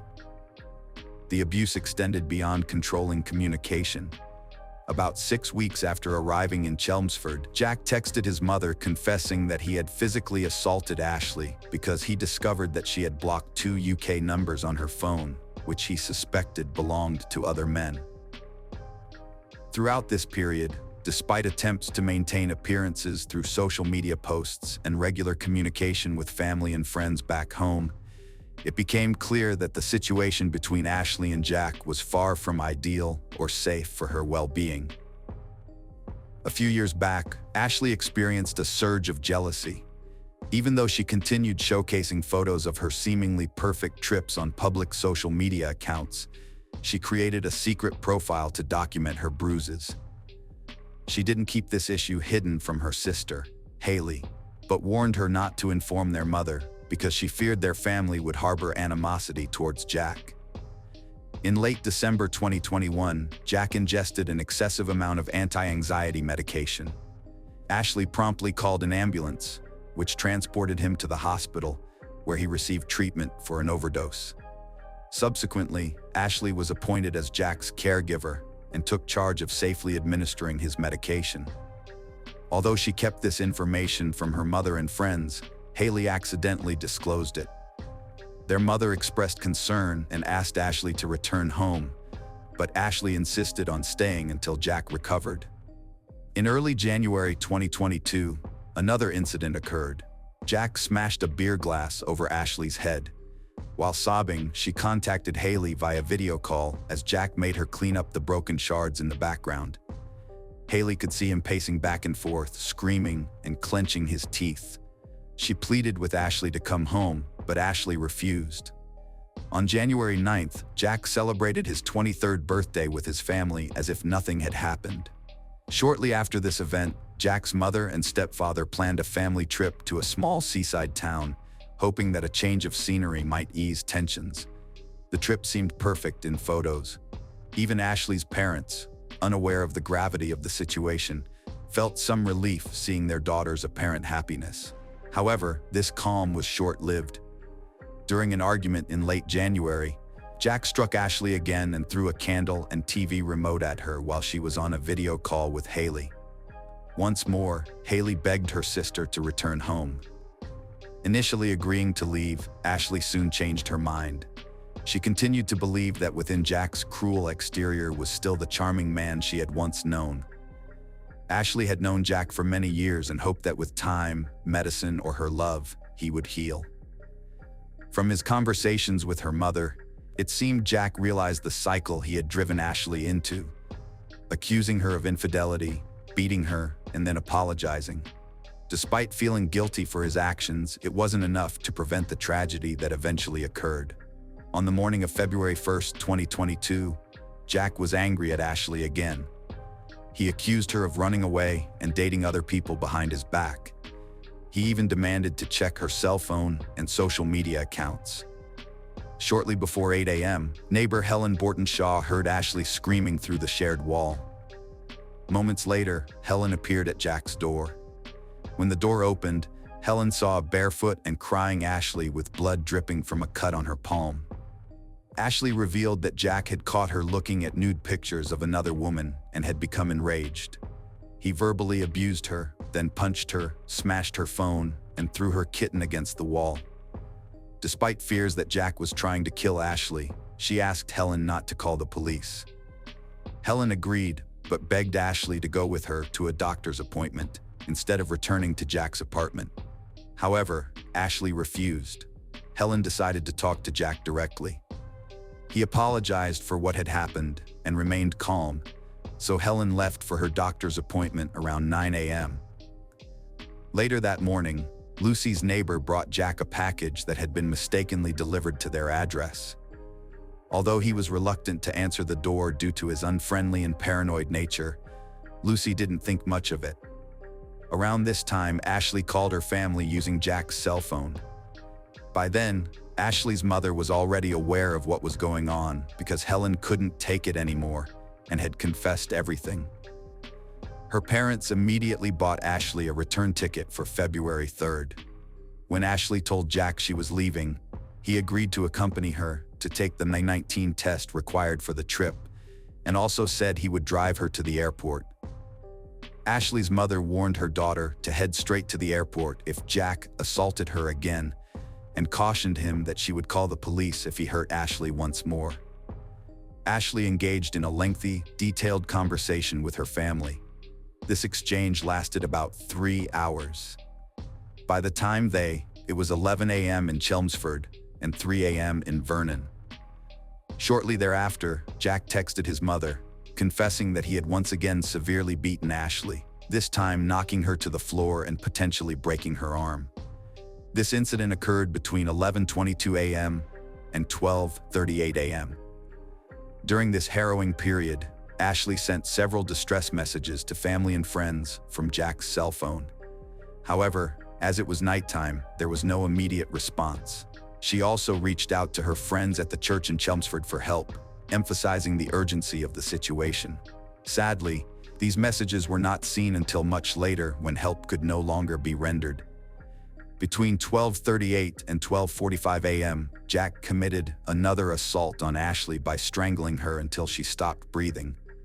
Following this act, he went to the kitchen, retrieved an 11-centimeter knife, and proceeded to stab her in the chest and stomach approximately 100 times, ending her life. Disturbingly, Jack then changed his profile picture to an image of himself with Ashley, along with the caption, "Always mine." Adding to this grim scenario, Jack recorded a video message addressed to Hala, where he expressed his love for Ashley, apologized but stated that he couldn't let her go. He claimed his mental state was unstable. The video, which remained unsent, included footage of Ashley's body beside him. Meanwhile in England, Ashley's family awoke in Vernon and discovered the numerous messages Ashley had sent them throughout the night. Acting quickly, they contacted Jamie Ashworth, a Mormon friend located in Chelmsford, and requested intervention. Jamie, along with Tyler Borden, another church member, went to Jack's apartment but received no answer upon knocking on the door. Subsequently, they called law enforcement and left. At nearly the same time back in Vernon, Ashley's best friend observed unusual activity on Ashley's social media accounts despite being aware of recent events, prompting immediate concern and suspicion. She sent a desperate message seeking confirmation. However, Jack, pretending to be Ashley, replied under false pretenses stating he needed help passing a -19 test but that assistance was no longer necessary. Messages from concerned family members and friends continued pouring into Ashley's inbox despite all avenues being tragically exhausted by then. Jack disregarded everyone's pleas. They were all eager to hear from her. Eventually, Jack contacted his sister, Nadia. When Nadia answered, he confessed to killing Ashley and even showed her the body. This occurred around 4:13 p.m. When the police arrived at the apartment in response to Jamie's call, it only took them 10 minutes, but it was already too late. Officers arrested Jack immediately, finding him covered in blood. He informed them that he had experienced a psychotic episode and confessed to the crime on the spot. Jack was subsequently sent to Chelmsford Prison, with the trial scheduled for September 7, 2022, at Chelmsford Crown Court. A toxicology examination revealed only traces of light illicit substances and a small quantity of anti-anxiety medication in his system. According to a psychiatric assessment, The defendant was deemed fit to give evidence and stand trial. The case against Jack was strong and included a videotaped confession. He pleaded guilty right away. The judge told him there could only be one sentence: life imprisonment. During the hearing at Chelmsford Crown Court, presided over by Judge Edward Murray, prosecutor Simon Spence disclosed details of Jack's criminal history dating back to his teenage years. It was then that Ashley's parents learned more about their daughter's boyfriend. Jack had been involved in legal troubles since 2014, having faced multiple arrests for stalking a girl, kidnapping, unlawful confinement in a home, and violent assault, along with restraining orders from both his mother and girlfriend. Ashley's parents were devastated upon learning about the criminal past of the man who had taken their daughter's life. During the hearing, both prosecution and defense discussed a letter Jack had sent from prison to Ashley's family, expressing remorse for his actions. After deliberation, Judge Murray allowed this letter to be released publicly on grounds of open justice. In this letter, addressed primarily to Ashley's mother and sister Haley, Jack acknowledged that nothing could return Ashley or alleviate their pain. He expressed deep regret for his actions and recognized that his mental state had significantly contributed to the tragedy. He also mentioned that he had openly discussed his mental health issues with Ashley. At the conclusion of the trial, Jack Sapple was sentenced to life imprisonment with a possibility of parole after 23 years. This case takes us across the pond to England. In West Leeds, West Yorkshire, is a little neighborhood called Branley. You can find it between Kirkstall and Stanningley. The region is a formal industrial sector with a lot of 19th century buildings and 20th century homes, including one of the last surviving bathhouses from the Edwardian era. The northern part of the area is crossed by the River Aire, a beautiful backdrop that visitors to Bramley Fall Park enjoy. Central roads and rails connected the town to nearby Bradford, and it's only 4 miles from the city center of Leeds. An ideal place to raise a family. Or so the locals believed. Leanne Tiernan was born on September 27, 1984, to Michael Tiernan and Sharon Hawkhead in Gramley. The couple soon divorced, but Leanne maintained a healthy relationship with her father. Leanne and her elder sister Michelle lived in Leeds with their mum, while their father remained a familiar presence in both their lives. Leanne also loved spending time with her grandma and grandaunt, and every Sunday morning, she could be found walking with them to church. She also loved chocolate so much that an uncle nicknamed her Chocolate Chip Niece. A fun-loving teenager, Leanne was a pupil of West Leeds High School and had been very busy studying for her GCSEs. A day out with her best friend, 15-year-old Sarah Whitehouse, was a welcome change of pace. The pair planned to go into Leeds for some early Christmas shopping. Sunday, November 26, 2000, started as a bright sunny day. After going to church with her grandmother, she returned home to get ready for her shopping trip with Sarah. Leanne wore a black and white ribbed polo neck jumper, black trousers, and a pair of black ankle boots. Over that, she pulled on her blue jacket. She tied her hair up in her favorite style, a French twist, gave her mom a kiss, and set out to meet up with Sarah. The two boarded a bus to downtown Leeds. By late afternoon, they were done shopping and were on the bus headed back home to Branley. At around 4:50 p.m. that afternoon, the two friends got off the bus and made a short walk to Sarah's home before going their separate ways. Sarah watched Leanne walk towards Howley Gill. It was an unlit path in an area of wasted woodland, a shortcut that her mum had told her to never go through at night. But there was ample daylight, so Leanne felt safe taking the public footpath. It should have been just a 20-minute walk to her home. But when Sarah called Leanne's home to talk to her at 5:20 p.m., Sarah was surprised to find out that Leanne had not gotten back yet. Sharon immediately rang Leanne's cell phone to find out where she'd gotten to, but there was no response. She continued to try the number over and over again. At first, the phone rang several times before being turned off. At 7 p.m. that evening, she called the local police department to report her daughter missing. That same night, the family went to the local church to get flashlights to search the area. Throughout the nights, shouts for Leanne were heard in the early hours of the morning. But There was no reply, and no Leanne. West Yorkshire Police, headed by Detective Superintendent Chris Gregg, sprang into action searching for the teenager. It was not an easy terrain to search. There were more than 700 houses, open areas, woodland, canals, drainage shafts, and wells. Many places to hide a teenager. They had their work cut out for them, but they were determined to bring Leanne home safe and sound.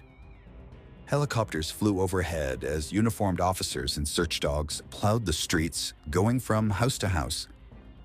The waste collection was stopped in the area to preserve any potential evidence. A week later, there was still no sign of Leanne. Investigators reconstructed Leanne's last movements with the help of her 19-year-old sister Michelle and best friend Sarah.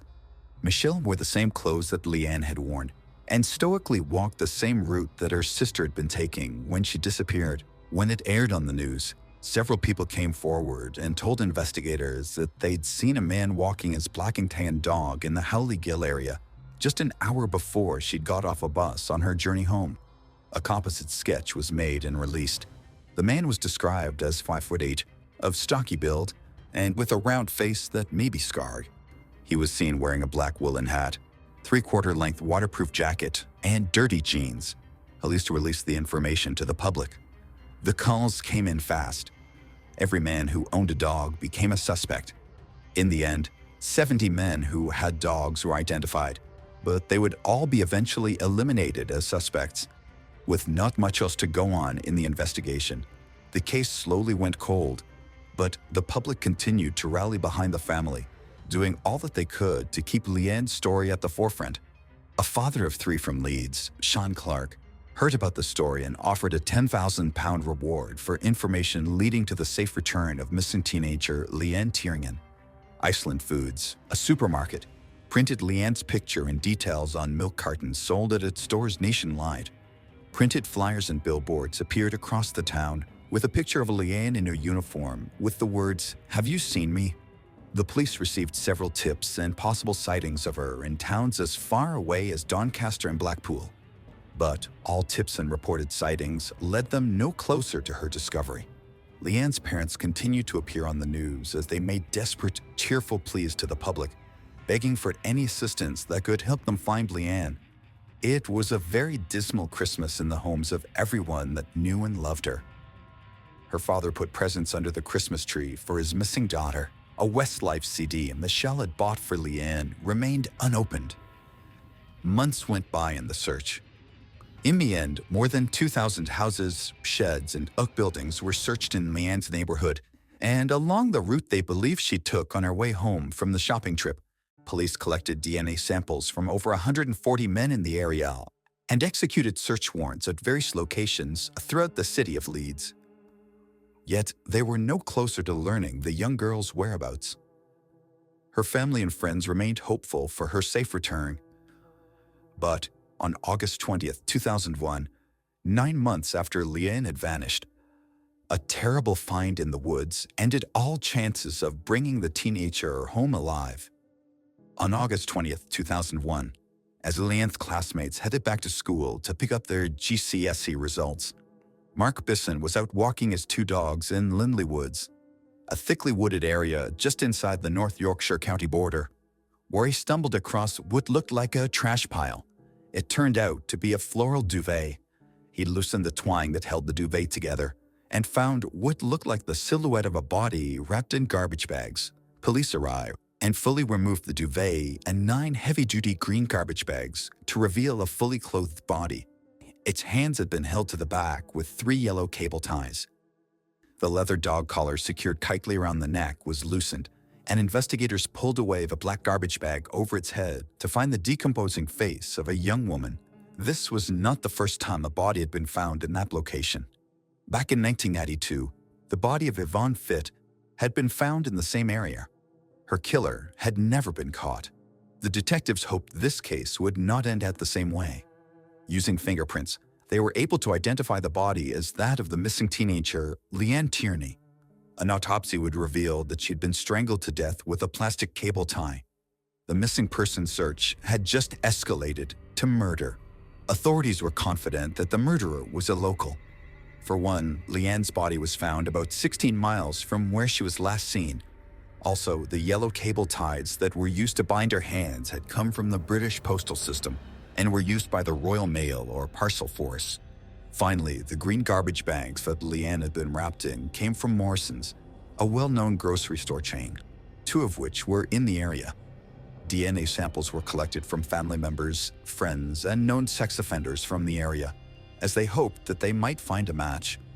They also conducted a fingertip search in the dense woodland area where Leanne's body had been buried, and expanded this to cover an area of over 20,000 square meters. On September 28th, the day after what should have been Leanne's 17th birthday, she was buried. Sanford Methodist Church in Bramley, Leeds, the church where Leanne had been baptized as a newborn, was filled with hundreds of mourners. Many of them spilled out into the streets. To celebrate her life and upbeat spirit, they all wore vibrant colors. Leanne's mother, sister, and best friend were joined by other friends to carry the white coffin into the modest church. A floral tribute bearing the words, "Night Night Baby," was taken into the service to the song "November Rain" by the American rock band Guns N' Roses. The congregation sang all the teenagers' favorite hymns, including "Give Me Oil in My Lamp" and "Ye Shall Go Out with Joy." In the crowd was Detective Superintendent Chris Gregg. He'd led the search for Leanne and had hoped to reunite her with her family. As he watched the coffin taken to the nearby Hilltop Cemetery where she would be laid to rest, his resolve to find who had killed her and bring them to justice grew stronger than ever. Investigators were still stumped about where Leanne's body had been found. It was an area that had been searched rigorously. Her body also didn't show the signs of a 9-month decomposition. Her hair was still pulled in the same ponytail with the same hair tie and hair clips as when she'd gone missing. After conducting a test on samples of her cardiac tissue, the medical examiner concluded that she'd been killed on the day she was kidnapped, and her body had been kept in cold storage for months. A few weeks before she was found at the dump, the killer had attempted to dispose of her body by leaving her in a common dump area, shrouded in the duvet. The killer likely hoped that her body would be taken to the dump. He was wrong. The best part was that he'd hidden the body so well that a ton of forensic data and DNA had been retained. Authorities hoped for a swift break that would enable them to find the murderer. Their hope was dashed when results came back that no DNA had been found on her body. They decided to investigate the items that were found on Leanne. Investigators found dog hair on Leanne's clothes. They figured they could get a DNA profile developed for the pet and identify a killer. The hairs were sent to a university in Texas that had developed a DNA profiling technique for pedigreed pets. The university was only able to develop a partial profile for a dog's DNA. This was the first time a dog's DNA profile was obtained in a British case. But with no dog to run it against, the result was shelved. The knitted scarf found around Leanne's neck was promising. It contained strands of human hair in the knot. These were submitted for DNA testing, and they managed to create a DNA profile from the minute amounts of DNA inside the hair shaft. Next, investigators turned to the dog collar that had been used to wrap the black bin liner around her neck. It was made by a Nottingham company called Armitage Leather Products. Investigators considered that if the killer had bought the collar from them, they could get his name or address.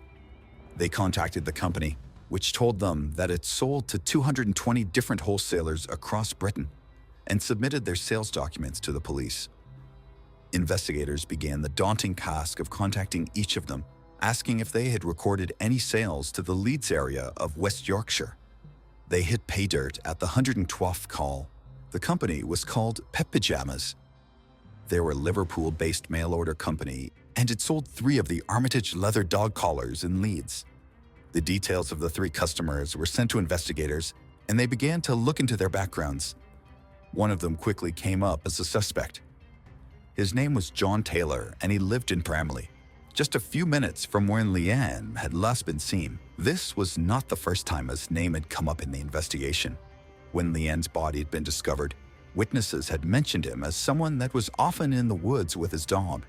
By the time they were to interview him, he had said that his dog had died long before Leanne's murder.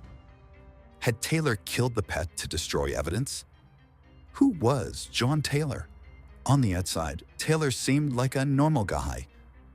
He was a 45-year-old man who worked as a parcel delivery driver for Parcel Force, a division of the Royal Mail. His only conviction was for stealing a suit when he was 15.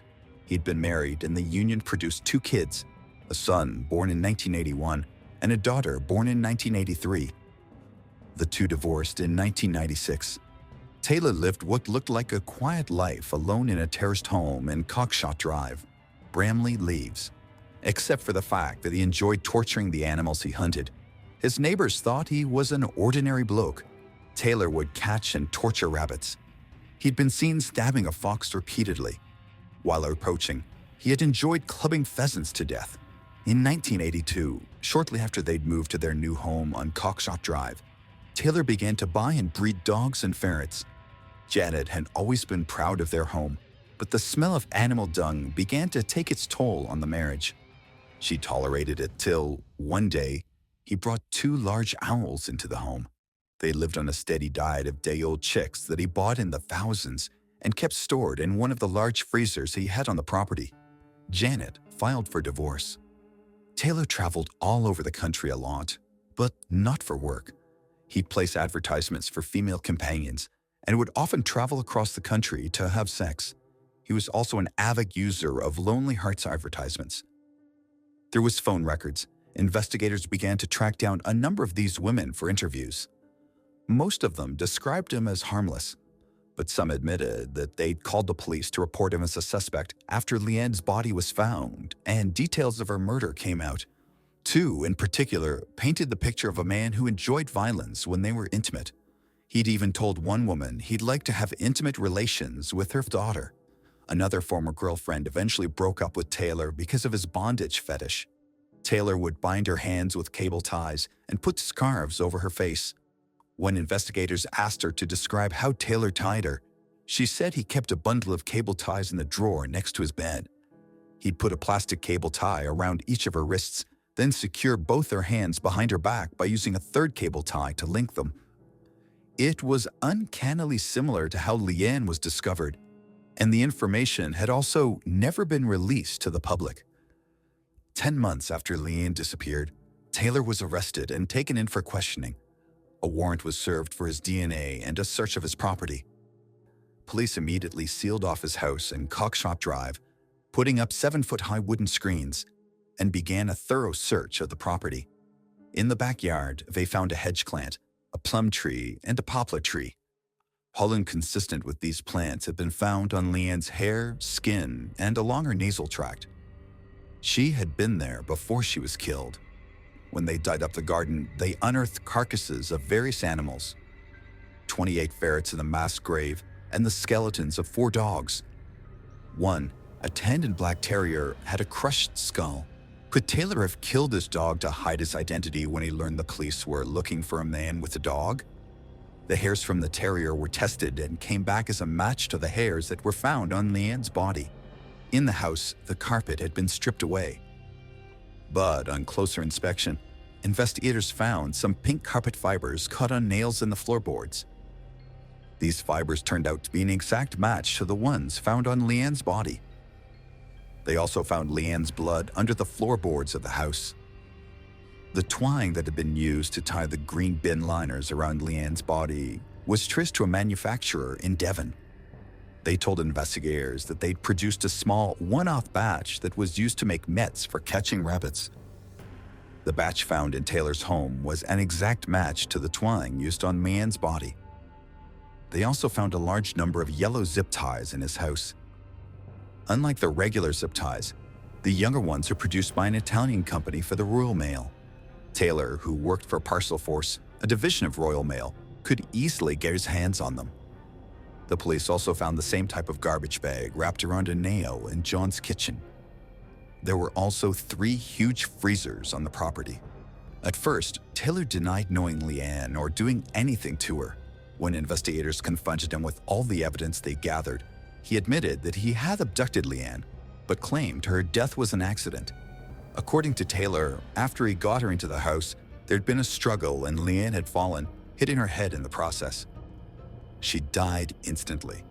but there was no evidence of a fall. Taylor also couldn't explain why Leanne had been strangled or her hands bound with the cable ties. Investigators were finally able to get a clear picture of what had happened to Leanne that night. Leanne was in the wrong place at the wrong time. When she walked alone along the unlit path of Halligill, Taylor grabbed her from behind. Whilst there were no eyewitnesses, it was later reported that someone had heard a stifled scream.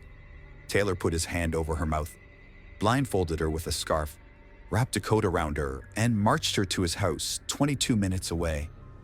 There, he tied her hands behind her back and sat her in an old church pew in his kitchen.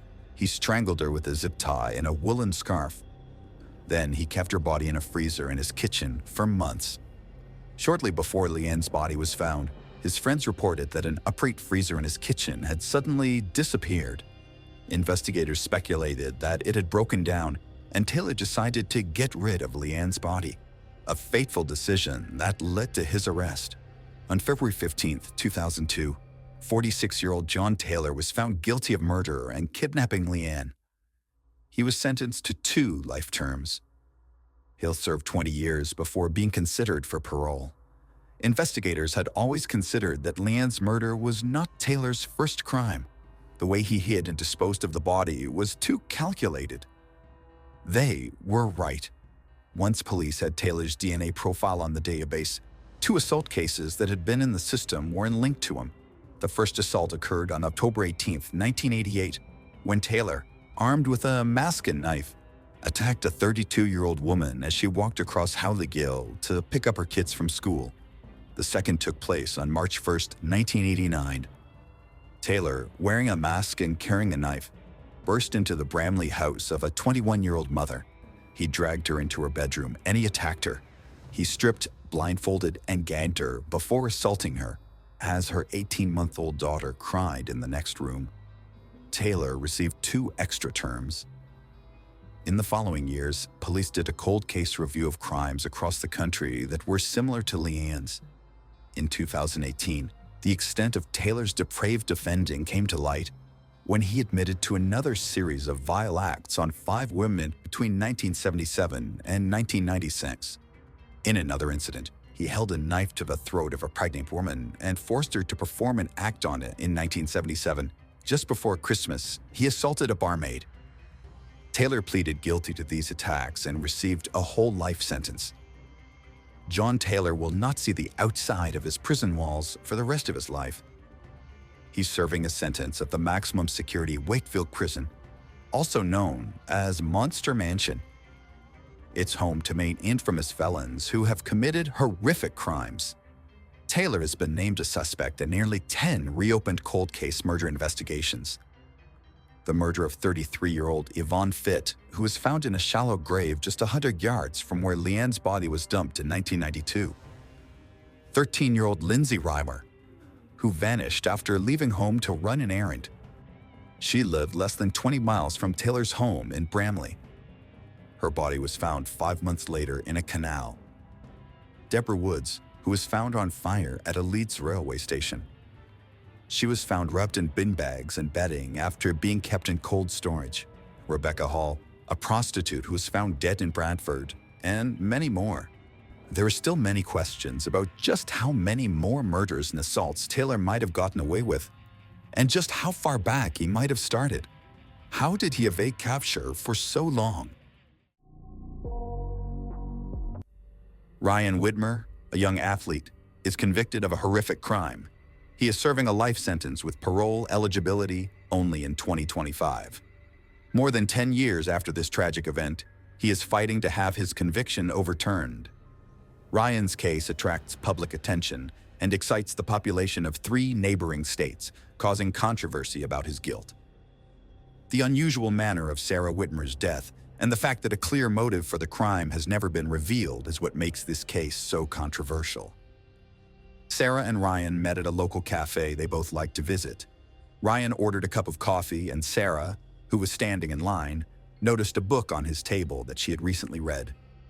Their shared interest in literature was the start of a conversation. They spent several hours discussing books, movies, music, and their shared interests. They learned that they both loved nature, traveling, and animals.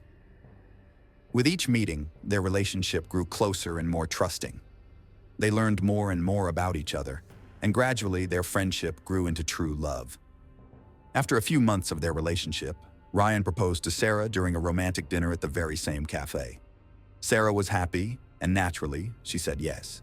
The young lovers set a wedding date. They looked out for a beautiful two-story house in Hamilton. On April 10th, 2008, their wedding took place. The wedding ceremony was held in a small and cozy church, surrounded by their closest friends and family. Everything down to the smallest detail was brought to life by Sarah. Sarah was simply gorgeous in her white dress. Ryan couldn't take his eyes off her. After the festive banquet, under the applause and joyful shouts of the guests, they went on their honeymoon to the Hawaiian Islands, where they spent 2 weeks enjoying each other and the paradise nature. The young people were in love. They made plans for the future and dreamed of children. A fateful coincidence changed their plans. On Monday, August 11th, 2008, after finishing her shift at the dental clinic, Sarah met Ryan at her favorite cafe. They had dinner and had a lively discussion. Afterward, they walked home. Sarah sorted out the groceries she had bought and sat down on the couch. Ryan brought her a glass of water and a pill, for his wife had complained of a headache at dinner. He ran her a bath. Together, they finished watching their favorite TV show and exchanging air kisses. Sarah went upstairs to the bedroom. She undressed, folded her clothes neatly, prepared a towel. She lit the scented candles and turned on her favorite music. Ryan pushed buttons on the TV remote, stopped a couple of times at the soccer game, lied on the couch for no more than 10 minutes, called out to his wife. Over the quiet tune, Sarah didn't hear him. Slowly making his way up to the second floor in the bedroom, Ryan turned on the TV, called out to Sarah again. Silence. In a slight panic, the man made his way to the bathroom. Sarah was lying face down in the tub. Ryan pulled the plug of the tub and rushed to the phone. At 10:49 p.m., emergency services recorded the call. A man yelled into the phone that his wife had drowned in the bathtub. She had probably fallen asleep. In his panic, he didn't listen to the dispatcher's commands and wasted precious time to rescue Sarah. Throughout the call, Ryan, under the careful guidance of the dispatcher, did get Sarah out of the tub and repeatedly performed CPR on her. An ambulance along with police officers showed up at the Whitmer home 6 minutes after the call. An initial inspection of the scene of the tragedy attracted police officers. The bathroom was dry and clean. There were no signs of water or scattered supplies that would suggest an emergency removal of a body from the water. The bathroom was neatly cleaned. Sarah was lying on the bedroom floor with no clothes on, her skin dry. Only the young woman's wet hair communicated drowning. The bedroom was tidy as well, leaving law enforcement to think of a murder. Ryan was thrashing around the bedroom. He was wearing only his underwear. Cardiopulmonary resuscitation was initiated by a medical professional when he found no pulse. A pinkish-white discharge was coming out of Sarah's nose and mouth, indicating drowning. 2 attempts were made to intubate Sarah as she lay on the bedroom floor, but both attempts were unsuccessful. Afterward, Sarah was rushed to an ambulance and 2 more attempts were made to get her heart back into rhythm with a defibrillator, but again, without success. All the while, Ryan remained by his wife's side. Subsequently, medical staff described his condition as extremely upset and anxious. Within 20 minutes of arriving at the hospital, Sarah was attempted to be brought back to life. But at 11:41 p.m., an emergency physician pronounced her dead. Ryan fell to his knees in the hospital hallway and cried. Relatives and friends of the couple could not have imagined that only 4 months after the wedding, a tragedy would occur that would shock the whole city, and Ryan would become the only suspect in the murder of his young and beloved wife. Ryan's first statement, which he gave in the hospital, made the investigation doubt their veracity. He claimed it was just the 2 of them at home with his wife, nothing out of the ordinary. They had dinner at a cafe. They came home. They watched a TV program. Sarah had a headache and he gave her some painkillers, took her to the bathroom. When he found her, Sarah was lying face up. However, the emergency call record reported that the victim was lying face down. The man was dumbfounded by what had happened. He kept repeating the same thing over and over like he was mesmerized, calling out for Sarah. Under pressure from the investigator, Ryan was forced from victim to participant in the investigation to find out what happened to Sarah that night. He consented to a search of the house. Analysis of the medication Sarah took confirmed it was a common analgesic, but the headaches, the migraines, were a frequent occurrence. So often that she took a course of drugs that changed the hormonal background and plunged her into uncontrollable sleep. This became the first version of Sarah's death. After searches of the house, traces of blood were found on the carpet. It was also recorded during the investigation that at the time the police and emergency services arrived, the bathtub was dry and there were no wet towels. The tile was also dry and clean, leading police to believe that Sarah had been murdered. No wet items, clothing, or other paraphernalia were found in the house with which to soak up the water. Ryan's statements during the 911 call and at the hospital became completely contradictory, which aggravated the case and turned Ryan from a victim into a suspect. The examination of Sarah's body showed that she had bruises on the right side of her forehead and a spot hemorrhage on the inner surface of her eyelid, a bruise on the left side of her neck, a contusion on the back of her neck, an abrasion on her left armpit, and bruises and lacerations on her upper lip. However, this theory did not become strong enough, for Sarah's fingernails were not broken or chipped. There were no marks on her hands, elbows, or knees to prove a struggle. No injuries or marks were found on Ryan's body either. An investigative experiment conducted by Sheriff Bishop did not clearly answer whether there was a struggle between the couple that evening. After all, the bathroom supplies were in place, and there were no other signs of resistance. It was left to speculation. Either Sarah did not take a bath at all, or she did not resist and allowed her husband to drown herself. Sarah's autopsy, which was conducted by Dr. Russell Apt Grove, confirmed that death was caused by drowning. Along with this, multiple muscle hemorrhages in the front of the neck and multiple contusions to the scalp were noted. These injuries were determined to have occurred prior to the woman's death. But how and where were they sustained? The investigation went around in circles with no answers. Toxicology tests showed no illicit or alcoholic substances in Sarah's blood. On August 13, 2008, Ryan was arrested on suspicion of aggravated murder of his wife. The charge was based on an emergency call, a scene that did not match reality and injuries on Sarah's body. This was enough to charge him with drowning his wife. Ryan and Sarah were very much in love with each other, as confirmed by friends and neighbors. They never argued or fought in public. They made plans for their lives. What was the secret that caused their tragic deaths? In March 2009, the first court hearing began. Emergency dispatcher Ron Cronenberger, who took the call, is presented as a witness. He described the conversation with Ryan as nonchalantly calm. He also made several statements about Ryan's actions during the call, stating that it sounded like he was just blowing into the tube, pretending to perform CPR. The prosecution argued that the 911 call, the scene, and Sarah's injuries were enough to prove that Ryan killed her. He forcibly held her underwater by drowning her in a bathtub. The main piece of evidence in the case was the bathtub. Police checked the bathtub for fingerprints and found streaks supposedly left by human hands. The marks were located closer to the middle of the tub. Using a reflected ultraviolet imaging process, fingerprints and smears were found on the tub. A forearm print was found on the tub, and a hair follicle test determined that the print was left by an adult male, but the age of the print could not be determined. The bathtub did not become a major piece of evidence in proving the struggle between Ryan and Sarah.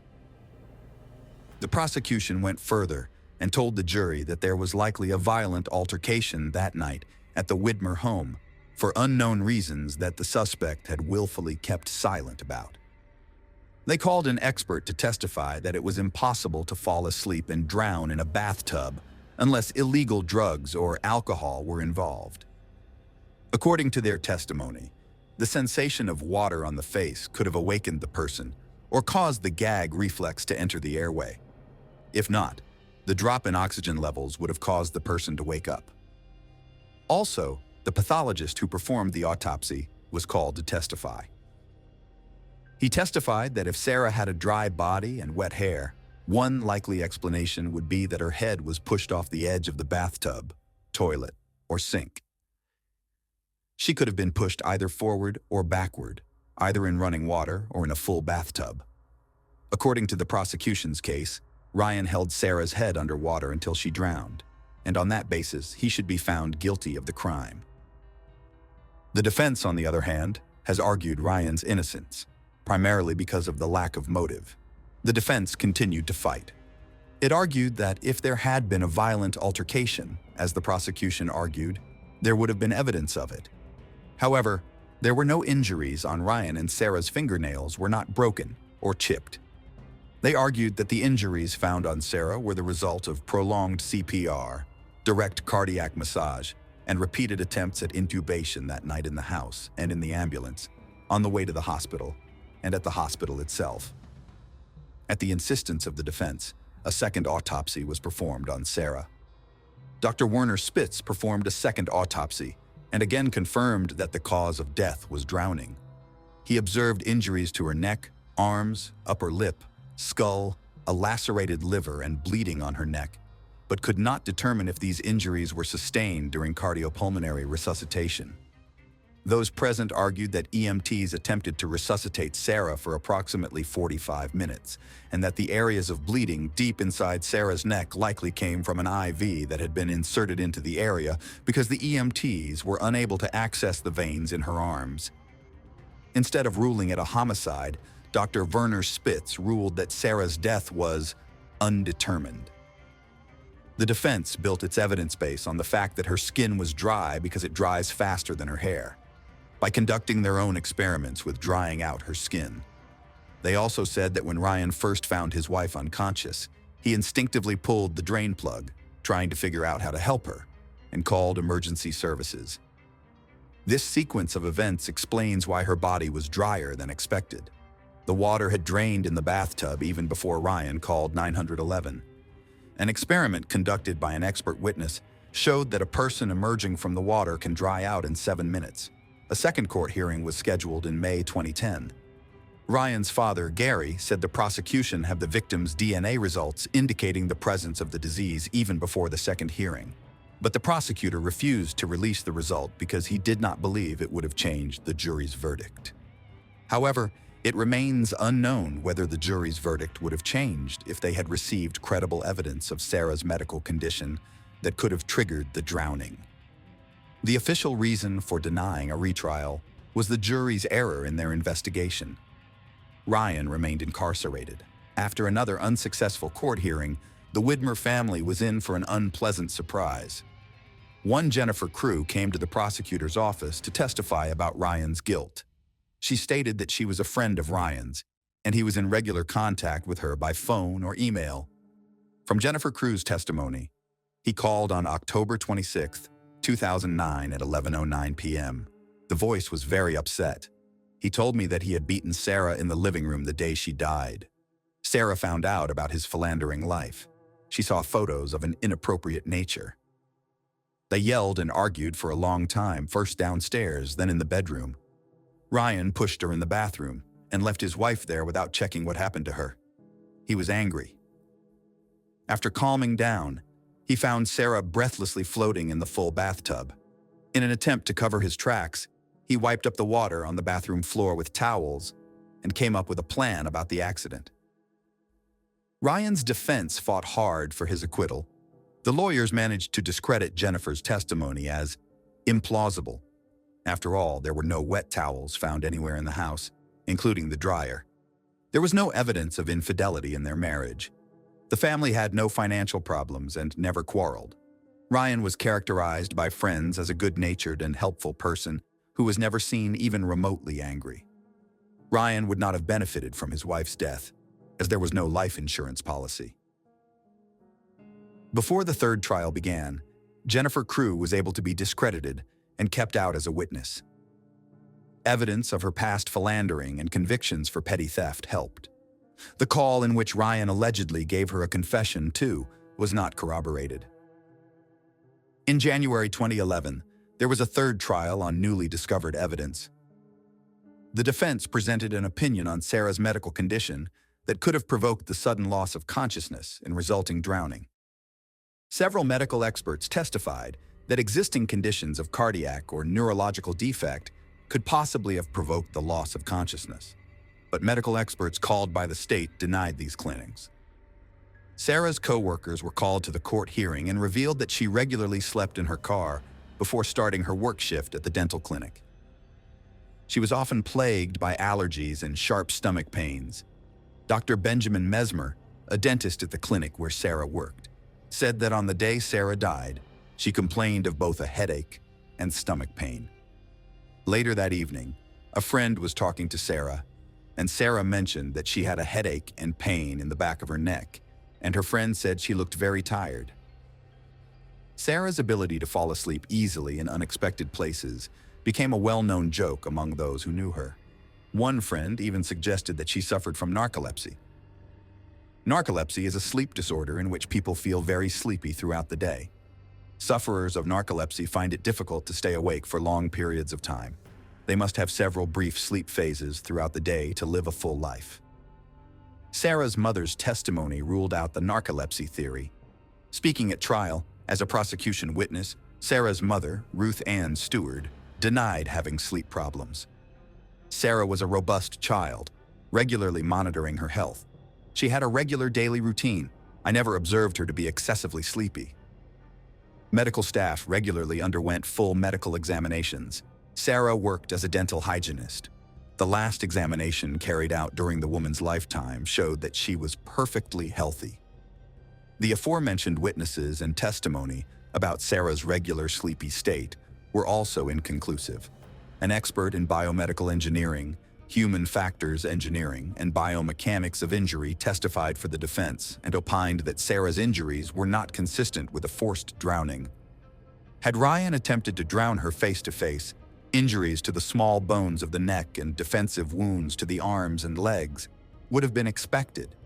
If he attempted to strangle her from behind, injuries to the victim's knees, hips, and pelvis would have been seen.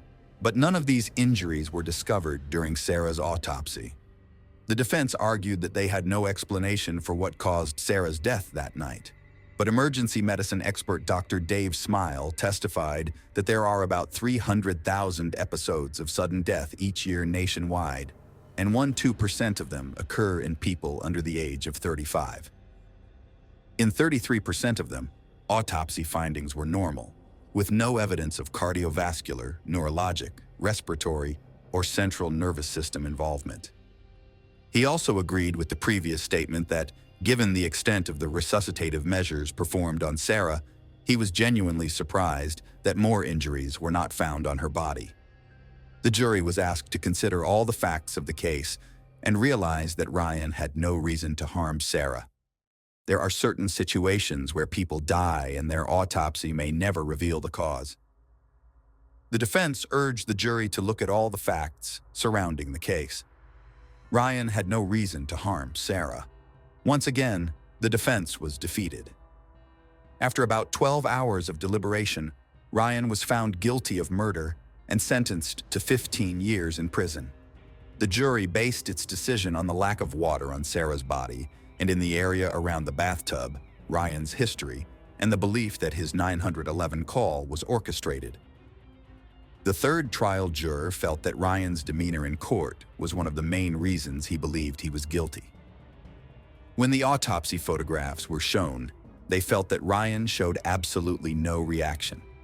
Ryan did not take a stand, although he addressed the court after the verdict was announced. "I love my wife. I didn't hurt her. I wasn't given a chance. The day after her death, I'm charged with murder. If I had an answer, I would tell you what happened to her, but I can't. I wasn't in the bathroom with her. I love my wife and I didn't hurt her." Ryan's family has defended him very zealously. They've invested their life savings in lawyers. They pick at the courthouse every time he's in court. A tragedy that happened more than 10 years ago still brings like-minded people together. The last hope to exonerate Ryan Widmer is DNA testing. Genetic material plays an important role in contested and evidentiary charges or exonerations in unspecified deaths. But what makes this case unique is the requested DNA of the victim, not the convicted person. Ryan's attorneys are seeking a court order to disclose the DNA so it can be tested for genetic disorders such as prolonged QT syndrome, LQTS, is a potentially life-threatening canalopathy accompanied by prolongation of the QT interval on a 12-lead ECG, syncopal conditions, and a high risk of sudden cardiac death, which is a disorder of heart signaling that can cause sudden fainting and seizures. According to the Mayo Clinic, young people with LQTS have an increased risk of sudden death. Some people are born with the altered DNA that causes LTQS, and this can occur later in life. Unfortunately, a Warren County judge has already denied Ryan Widmer's request to have Sarah's DNA tested. Listening to all three trials, I never saw a motive. But again, the prosecutor doesn't need to prove it. It's just very unusual in a murder case to not have any motive, commented former Hamilton prosecutor Mike Allen. Ryan Widmer is currently awaiting a motion for his release in federal court. Ryan has been in prison for 14 years, and unless a federal judge rules in his favor, his first chance for release will be in July 2025. With each passing year, I hope that next year will be the year that I will be free because I loved Sarah and I didn't hurt her. Innocence of a crime alone is not grounds for exoneration, said University of Cincinnati law professor Donald Custer, who is also an attorney with the Ohio Innocence Project. You have to prove that there was a constitutional error in the judicial process. Widmer will have his first chance at parole in 2025, but attorneys say it's unlikely he'll get parole because the parole board is most favorable to inmates who are remorseful. But Ryan Widmer continues to insist he's innocent. In the summer of 2003, the body of 36-year-old Sabrina Payne was found in a field near Tremont, Illinois. Sabrina was a black female who was known to support a drug habit with prostitution. Sabrina had last been seen at her home 2 days before her body was found. The original autopsy failed to determine a cause of death, leaving some of the detectives to believe she overdosed. One detective, however, felt uneasy about that assumption. His suspicions were confirmed as more bodies were found in Peoria and Tazewell counties over the next year. On February 5, 2004, the body of 36-year-old Barbara Williams was found in a ditch near Edwards, Illinois. She was found partially clothed and lying face down in the snow. She had been seen alive between 9 and 10 p.m. the night before. An autopsy showed that she had multiple contusions and abrasions on her body. Toxicology showed that she had fatal levels of cocaine in her blood. At this point, police were not ready to call this a murder or entertain the idea of a serial killer preying on black drug-addicted prostitutes. In October of 2004, 32-year-old Shakonda Thomas was reported missing. She had last been seen by her family in August.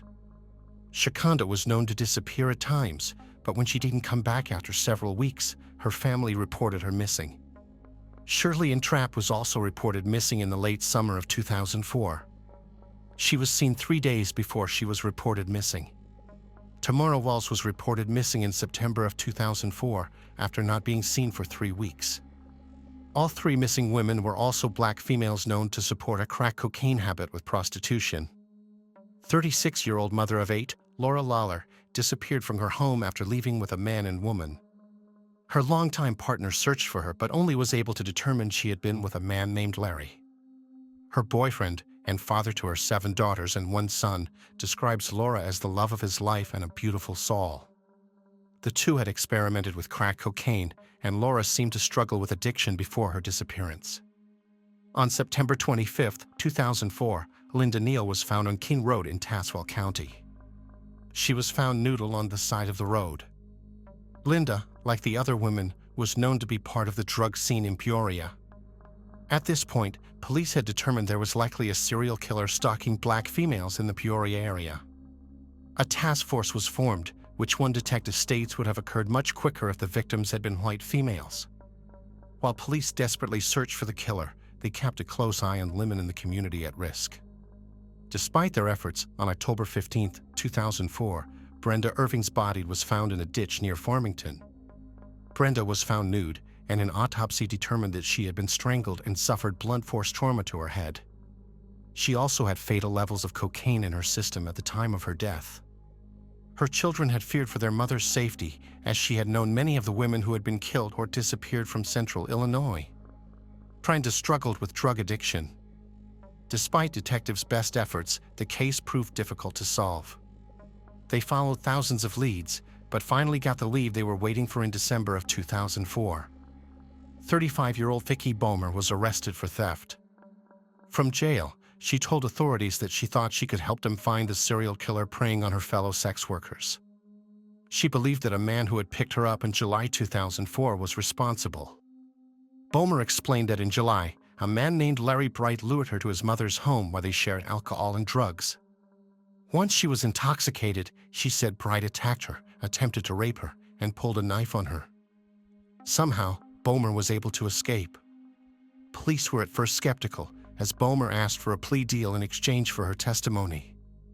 Why hadn't she reported this back in July? Why wait until she was under arrest? Vicki Bomer claimed she was scared of being arrested for outstanding warrants, which is why she did not come forward in July 2004. A search of her criminal history confirmed the warrants, so detectives decided to take a look at the man named Larry Bright. Larry Dean Bright was born in Peoria, Illinois, on July 8, 1966. He served a 2-year stint in prison at age 19 for burglary and carjacking. According to Larry's family, the time Larry spent in prison changed him for the worse. Larry became more angry and violent and began using drugs. Larry had an injury, which started an addiction to prescription opioids and later crack cocaine. He also developed an addiction to pornography, preferring videos with black women. Larry lived with his mother in a tiny guest house behind her home. Larry enjoyed gardening, creating a beautiful garden bed of flowers for his mother. When the police arrived at Larry's home following the tip, they noticed the beautiful flowers in the garden. Larry was placed under arrest for the unlawful restraint of Vicki. They questioned Larry about the murders, but he denied having any information about the murdered and missing women. Throughout the interview, Larry smoked several cigarettes. Detectives planned to take one of the cigarette butts and test it for DNA, but Larry ate them before leaving the interrogation room. Larry declined to give DNA voluntarily. Police searched Larry Bright's home on January 20, 2005. The investigators dug up the garden, finding several small bone fragments and ashes that were later determined to be human. When the police questioned Larry again, they told him they were digging up his mother's flowers. At this point, Larry broke down and confessed to multiple murders. He even led investigators to the remains of some of his victims. Larry explained that around July 27, 2003, he picked up Sabrina Payne on the south side of Peoria. He drove her to his home, which he shared with his mother. He claimed the two drank and used cocaine before having consensual sex. Larry said he did not intend to kill Sabrina, but he became enraged, thinking Sabrina was trying to rip him off. He strangled her to death and dumped her body near the cornfield where she was found. Larry confessed to picking up Barbara Williams in February 2004. Again, he used drugs and alcohol with his victim. He stated that he once again lost control of his anger and killed Barbara. He claimed he caught Barbara stealing from him. He dumped her body along the road where she was found the next day. The prosecution believed that after the first two murders, Larry developed a bloodlust. At the time of his arrest, he said, "I knew them I would kill the others I would pick up. I went out hunting." Larry also confessed to killing Laura Lauer. He burned her body in his backyard burn pit, burying their remains in his mother's yard. He said he wanted to destroy the bodies to avoid getting caught. He confessed to killing Tamara Walls and burning her remains. Her jawbone was found in the backyard. He admitted to strangling, beating, and burning Shirley and Trapp.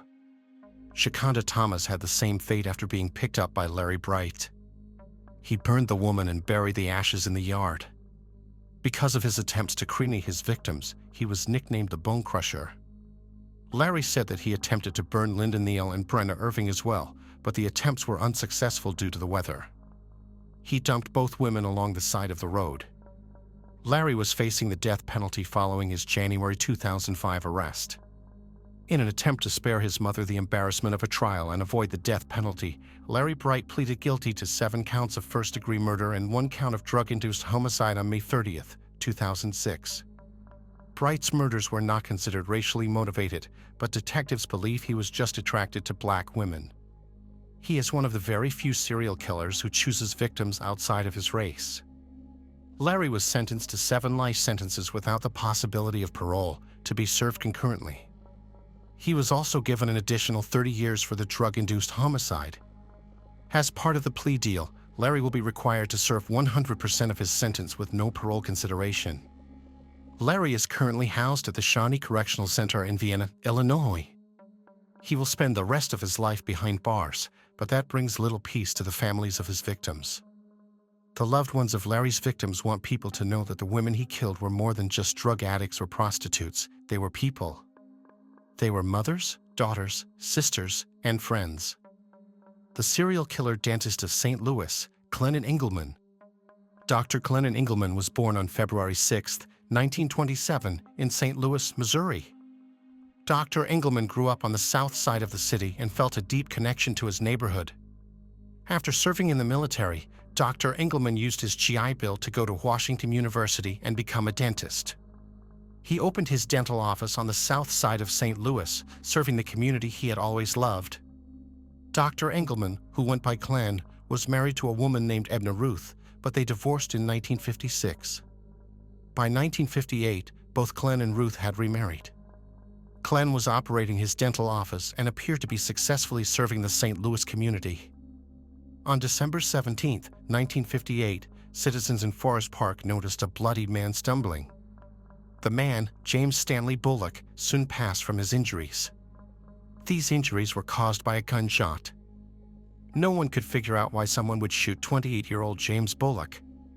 James Bullock was born on April 17, 1931, in DeSoto. He was raised in Shiloh, Illinois, by his grandparents and later his aunt after his parents passed away. According to an article from 1938, the then 7-year-old was living with his grandparents in 1938 and enjoyed attending school and fishing. James later served in the military before returning to St. Louis to work and go to college.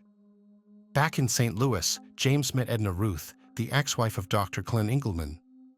The two married, and 6 short months later, James was dead. An employee at a local sanitarium initially claimed James was there 4 days before his murder, asking to be admitted because he feared for his life. His wife and aunt said this was not true, as the 3 had dinner together on that night. According to his widow and aunt, James was not afraid for his life, and they knew no one who would want him dead. However, Edna Ruth benefited greatly from her husband's death. Ruth had life insurance policies totaling $64,088.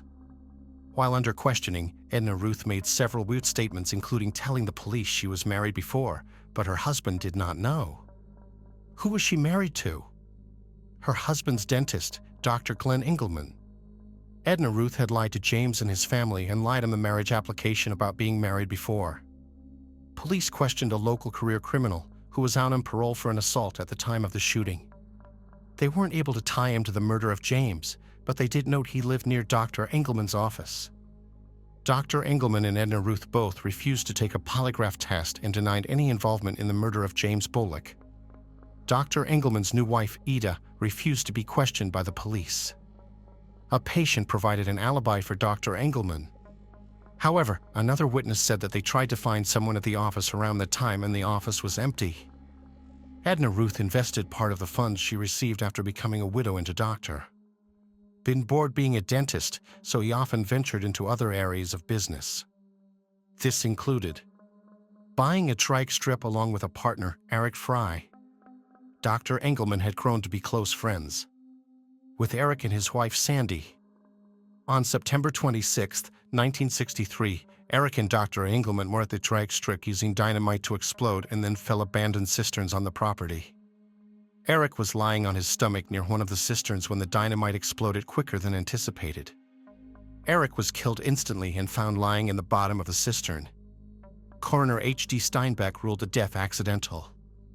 Mr. Frey's wife had an insurance policy on her husband, which she invested part of into Dr. Engelman's practice. Dr. Engelman divorced Ida and married his third wife, Ruth, in 1967. The couple shared a son, but Ruth hated the close relationship her husband had with a young woman who worked in his office named Carmen Miranda. Dr. Engelman offered to train Carmen to be a dental assistant in his office. Edna felt uncomfortable with the flirting between the doctor and his young assistant. Dr. Engelman, however, claimed he was trying to help people in his community. He hired Carmen's brother, Nick, as well at one point. Ruth was relieved when Carmen met a married man named Peter Holm. Just a few months later, however, Carmen and Eric were walking in a rural area in Pacific, Missouri. The couple were exploring an area known to have caves and scenic paths. A shot suddenly fired, hitting Peter in the head. Peter died instantly, and a hysterically Carmen flagged down the help. Nearby, police found an X on a tree made with tape. The area was familiar to locals as a hunting area, and police believed that the shot was accidental. Police believe someone was target shooting at the X and accidentally struck Mr. Holm. Carmen had a significant amount of life insurance on her husband, totaling $60,000. This is equivalent to around $300,000 in 2024. Dr. Engelman and Ruth divorced soon after, at which time Dr. Engelman married young Carmen, whom he had known since she was a small child. His son lived with Edna, his ex-wife. Despite being married to Carmen, Dr. Engelman and Ruth still met regularly for sex. Dr. Engelman constantly had extramarital affairs, which included previous affairs with Carmen, Ruth, and even Sandy Fry, the wife of his business associate Eric Fry, who was killed by dynamite. Another of Dr. Engelman's affairs was with a patient named Barbara Boyle. On November 3, 1977, someone pretending to be from the farm girl walked up to the farmhouse owned by Arthur and Vernita Guswell in Everettsville, Illinois. Soon after entering the home, the elderly couple were attacked and both were shot in the head. The wealthy couple left $340,000 to their son, Ronald Guswell. Guess who Ronald Guswell was married to? Barbara Boyle. On April 4, 1979, less than 2 years after the murder of his parents, Ronald Guswell was found dead inside his car outside a hotel in East St. Louis, Illinois. The man had been beaten and shot to death. He had been missing for 4 days when his body was found. Following her husband's murder, Barbara collected his inheritance in addition to several life insurance policies. The equivalent sum of money today would be nearly $1.7 million. Guess who she cut to? Dr. Glenn Engelman. Following the murder of Ronald Guswell, authorities were starting to notice the trend of connected deaths to Dr. Engelman. His patients and community, however, only saw a generous man committed to helping his community and its citizens. Dr. Engelman was not the greatest dentist, however. He often did a sloppy job of making casts for dentures and dental appliances, requiring the work to have to be redone by the dental lab several times. His business was struggling, however, and he soon found himself in debt with the dental lab owned by Sophie Barrera.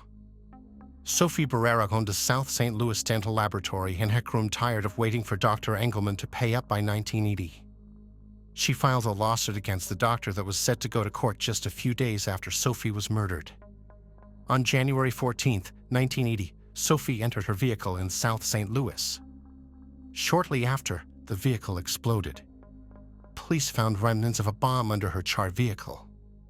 Sophie had told her son before she was in fear of being killed. She believed Dr. Glenn Engelman was dangerous. Dr. Engelman was questioned for 3 hours and then released. Police were certain he was responsible for Sophie's death, but they had to prove it. The public also wondered if the bombing was related to another bombing in the area that was carried out between two mob families fighting for control over St. Louis's labor unions. The evidence indicated, however, that this was not a mob hit. The number one suspect was the man who owed Sophie $15,000. Dr. Engelman had to be stopped, but the police weren't sure how to do it. Detectives soon began having conversations with Dr. Engelman's ex-wife and mother of his son, Ruth. Ruth told police nothing at first, but eventually started to talk. She explained that Dr. Engelman often bragged about killing people. He told her that he had a superpower. He was able to kill without remorse. He had admitted to killing Eric Fry, Peter Holm, and the Guswell family. It was his side hustle, killing for profit. Ruth agreed to help the police, but none of her testimony could be used in court because Dr. Engelman confessed to her while the two were still married. He was protected by spousal privilege. Ruth decided to wear a wire, however, and met up with Dr. Engelman to exchange their son and sometimes just to socialize. They were still having a sexual relationship despite Dr. Engelman's marriage to Carmen. She tried to get Dr. Engelman to confess to her again by asking direct questions. He didn't seem to take the bait at first, and Ruth feared he would kill her next. Ruth suggested police plant a bug in her bedroom and she would invite the dentist over for sex. Dr. Engelman was suspicious, however, and did not say anything that could lead to his arrest. Ruth then met him at a diner wearing a wire, and this time he commented on being homicidally intimate with the widow of one of his victims. He admitted to the murders in great detail, providing just what police needed for an arrest. He explained that he found murder more sexually satisfying than sex. His ex-wife was given a new life in the witness protection program. Carmen, who was no longer married to the dentist, and her brother Nick were brought in for questioning to corroborate the allegations against Dr. Engelman. As possible co-conspirators, they asked for and were granted immunity to testify against the dentist. Carmen told quite the story. She said she was working for the dentist when he suggested she find someone with good benefits to marry. He told her about Eric Fry, whom he said he directed Sandy Fry to marry with all intentions of murdering the insurance proceeds. Soon after she was married, Carmen said Dr. Engelman told her where to go and made sure her husband was shot and killed. He staged it to look like a target shooting accident. Clennon Engelman was finally arrested and charged with murder in 1980. Carmen testified at Dr. Engelman's first trial, for which he was convicted of murdering Peter Hom and given 50 years in prison. The dentist then pled guilty to the murder of Sophie Barrera to avoid the death penalty. Serving a life sentence for that murder in Missouri, Dr. Engelman was back in clerk by 1985 in Illinois. In 1984, Robert Handy, a contact and acquaintance of Dr. Engelman, admitted to authorities that he had taken part in the murder conspiracy of the Goosewell family. He implicated Dr. Engelman, who had bludgeoned Ronald Goosewell and shot him, as well as Ronald's widow, Barbara Boyle. Dr. Engelman was given 3 life sentences for the Goosewell murders. He also was convicted of federal mail fraud and given a 30-year federal sentence. He is believed to have killed at least 12 people, including conspiring with his first wife to kill her husband, James Bullock, in 1958. Edna Ruth was never charged in the case due to lack of evidence.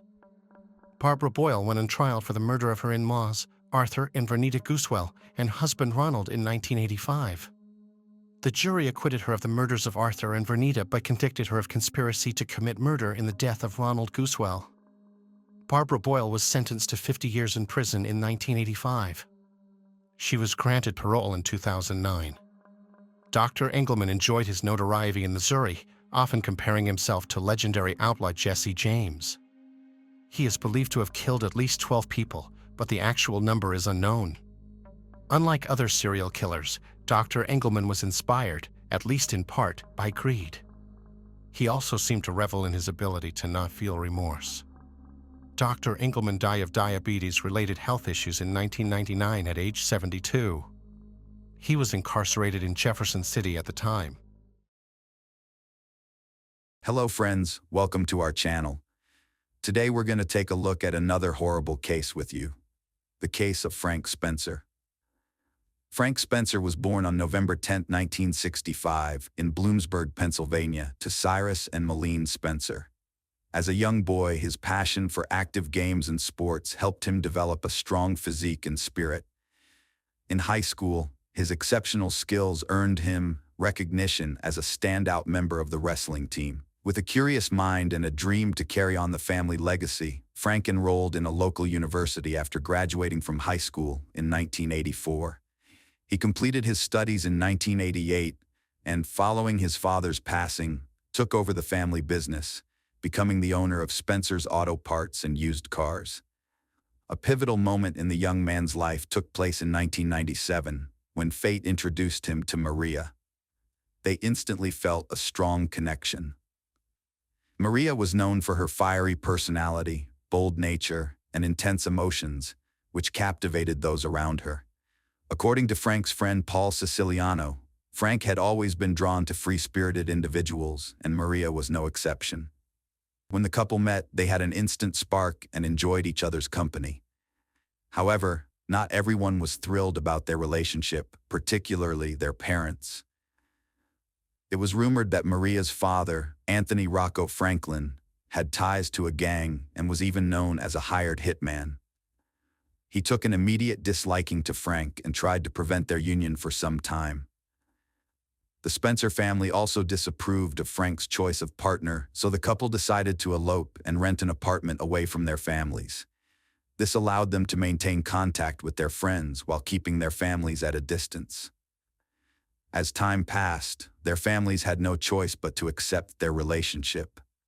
Maria and Frank eventually got married and started a family, first having a boy and then a girl. The family later moved into a new home. Frank was a hard worker, owning an auto parts business and sponsoring racing cars.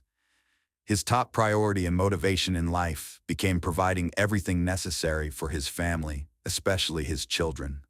Maria initially took on the responsibilities of managing the household and caring for the children. However, she eventually shifted her focus to coaching her daughter's soccer team, despite having a law degree.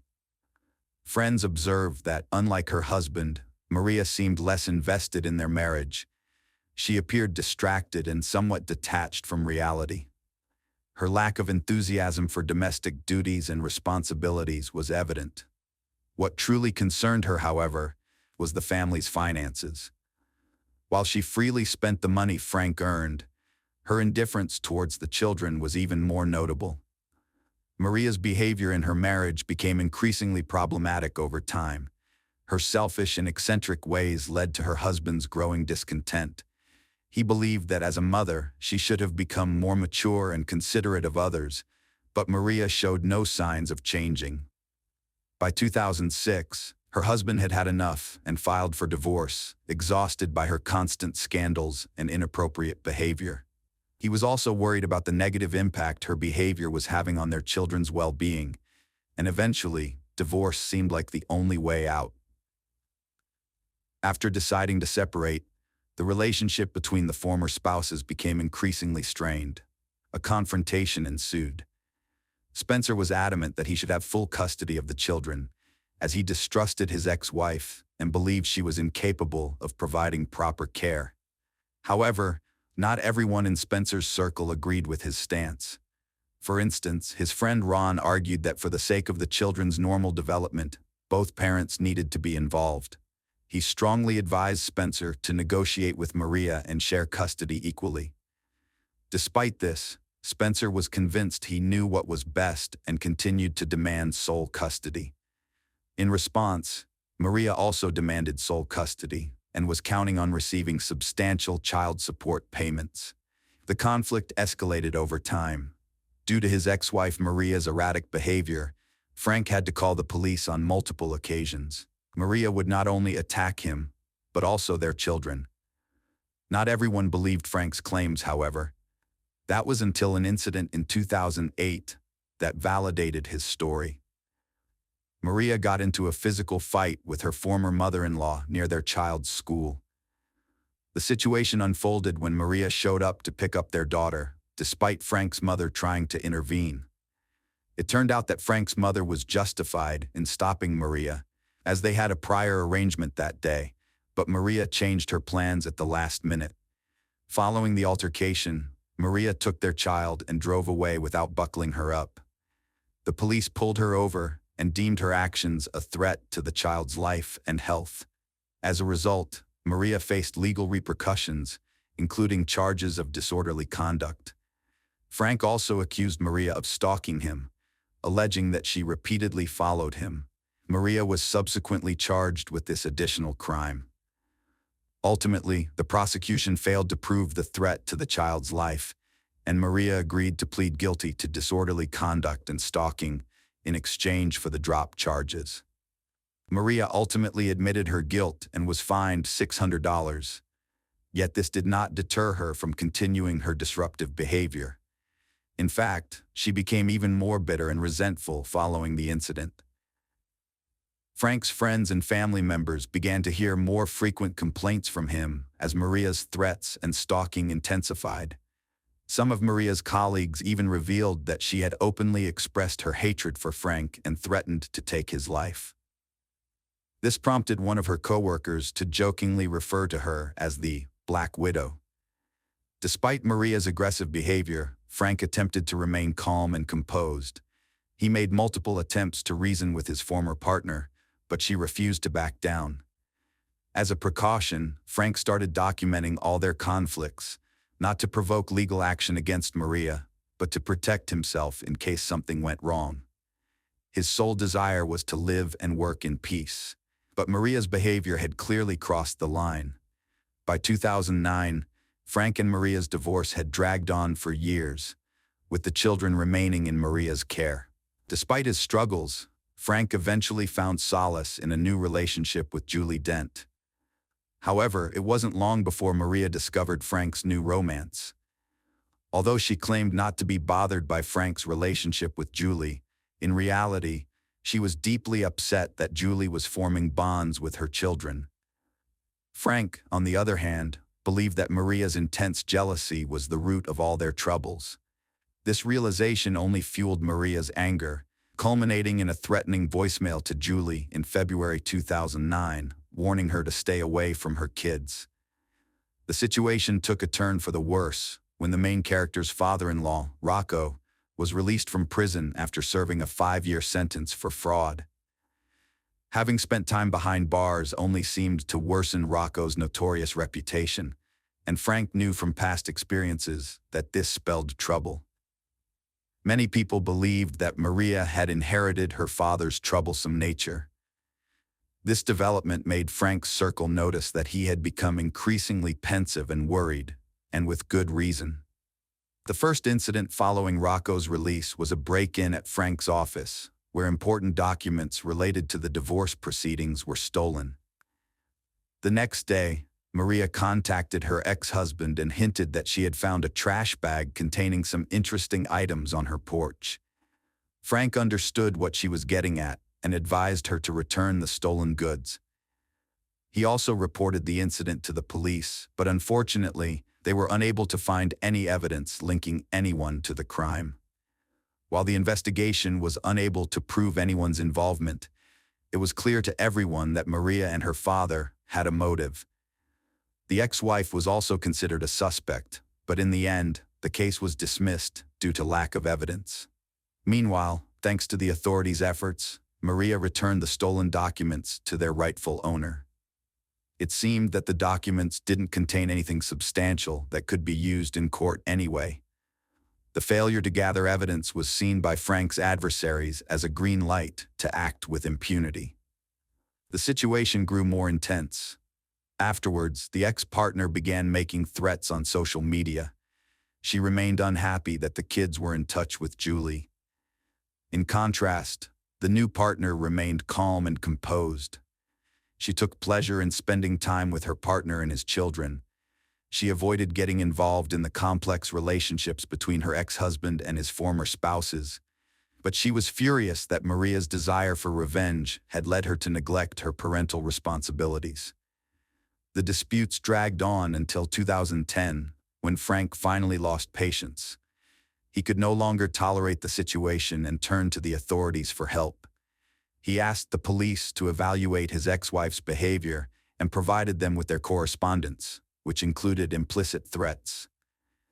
However, Maria insisted that this was simply her communication style and that she didn't mean to threaten anyone.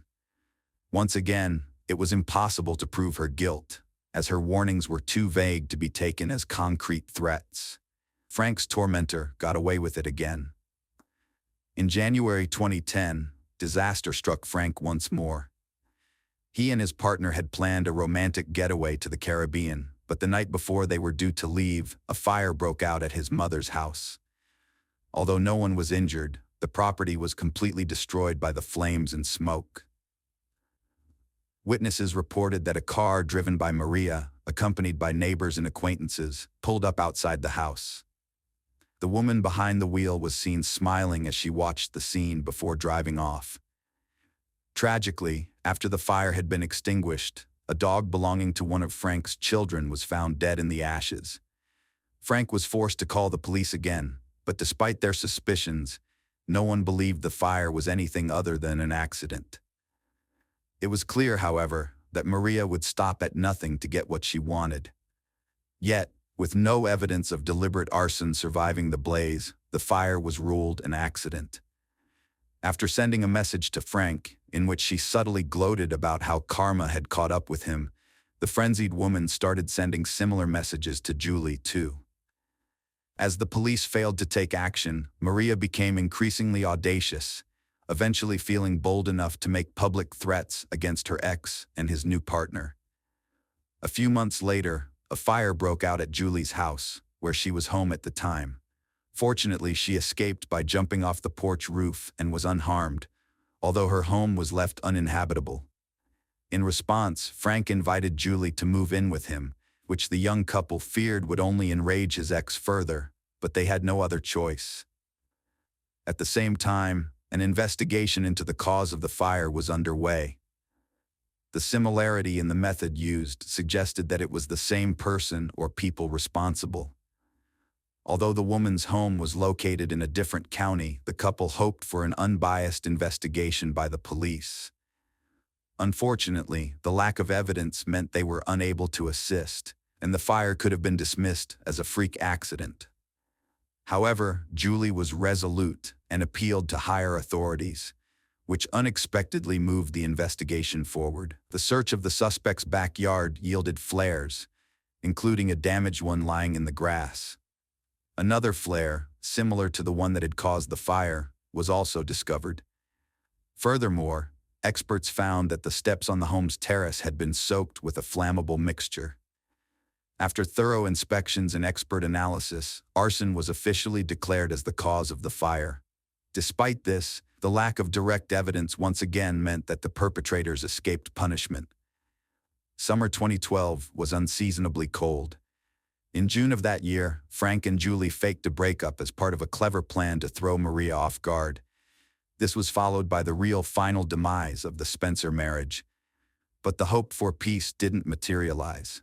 Just weeks later, on July 3rd, Frank was tragically found dead.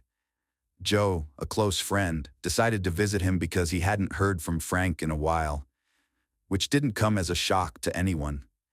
Frank had recently gone through a divorce and was seeking solitude. However, there was an urgent matter to attend to. For years, the friends had been teammates in a recreational karting league with their kids, and they were in the middle of a crucial series that they were determined to win. But unexpected setbacks could jeopardize their chances of success. Since Frank wasn't responding to phone calls, Joe decided to visit him in person. When Joe arrived at the cottage, he grew anxious. The front door was slightly open, and there were suspicious stains near the threshold. His worst fears were confirmed as soon as he stepped inside the house. He found his friend Frank lying lifeless on the floor. Despite the gruesome scene, Frank's face looked peaceful, as if he had finally found the tranquility he had been searching for. As Joe walked around the body, he noticed dried blood in Frank's ear. Without delay, Joe called emergency services as an accidental witness to the scene. When news of the shocking incident spread throughout the district, the culprit behind the horrific crime was instantly suspected. However, it was up to the detectives to gather concrete evidence and piece together the puzzle on their own. Upon arriving at the scene, forensic experts discovered a gruesome sight, with large pools of blood and several long drag marks. Furthermore, they found a clear shoe print on the floor and blood-stained gloves in the kitchen.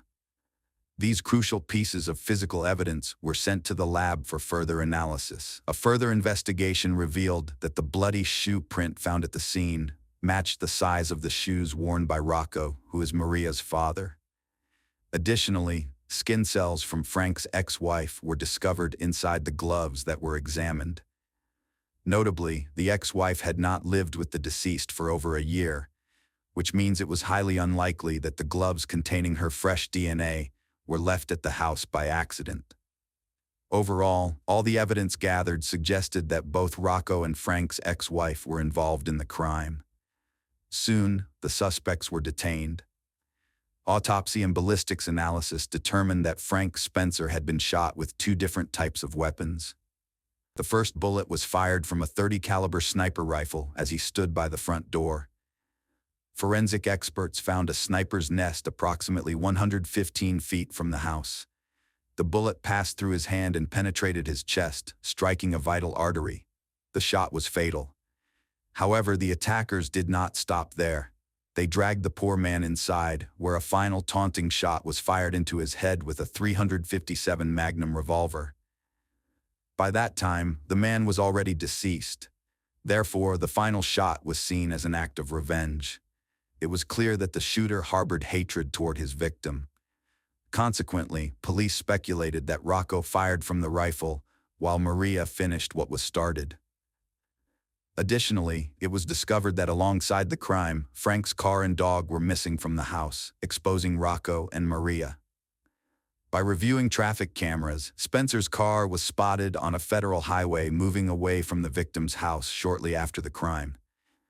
Unfortunately, it was not possible to identify the driver. Eventually, the vehicle was found in Sunbury, Pennsylvania, 27 miles from Frank's home and 5 miles from Maria's residence.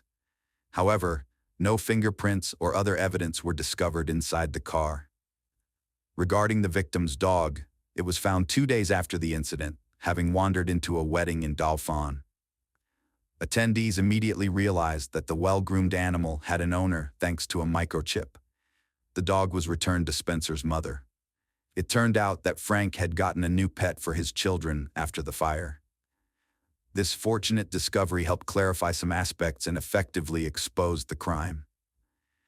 According to the investigation, the criminals took the dog when they fled the scene. On their way home, Rocco stopped, and during this time, attracted by nearby food smells, the dog managed to escape.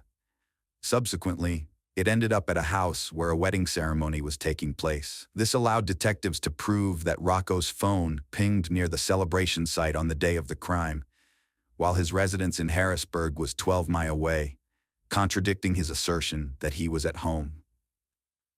Likely, it was Maria's idea to take the dog to the children, but this decision proved to be a mistake. During questioning, Rue admitted that his son-in-law had repeatedly asked him for help and had visited him the day before his death, which explains the traces found at the crime scene. However, Rocco could not explain the presence of a blood pool, and his statement sounded insincere. No one could confirm whether the men got along well or otherwise. Rocco also confessed that Frank had given him the vehicle to use that same day, apparently to justify his fingerprints in the victim's home. By doing so, he essentially admitted to being at the crime scene the day before. Searches were organized at the homes of Rocco and his daughter to find the crime weapons, but the seasoned criminal knew how to dispose of firearms, so neither the rifle nor the revolver was found. Ultimately, it would not have been difficult for him to dispose of the crime weapon. Maria also refused to admit her guilt. She insisted that the glove ended up in her ex's house by accident, possibly moved by the children on one of the days. In the end, the suspects were released home.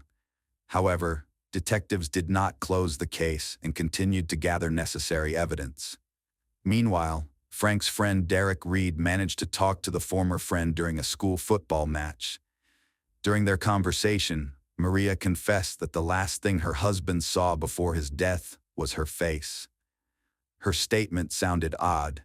The investigation received heightened attention from the state's attorney general, who was extremely upset with the authorities' indifference to Frank's reports and statements.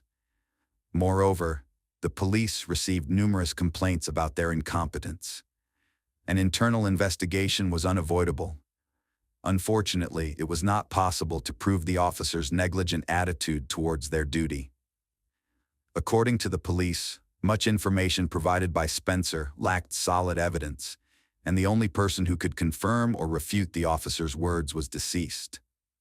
The public and the victims' relatives were extremely outraged that their petitions yielded no results. Meanwhile, Investigators tried to prove the suspect's guilt, not only in the crime, but also in stalking and other offenses committed earlier. In 2013, a major interrogation was organized. At the same time, Maria and Rocco continued to claim their innocence, denying all 12 charges against them. Their unwillingness to cooperate with the investigation led to accusations of providing false testimony. Prosecutors believed that the suspects arrived at Spencer's house together and chose not to use their own transport to avoid drawing attention. Thus, they fled the scene in the victim's car. In late 2014, Maria was arrested again.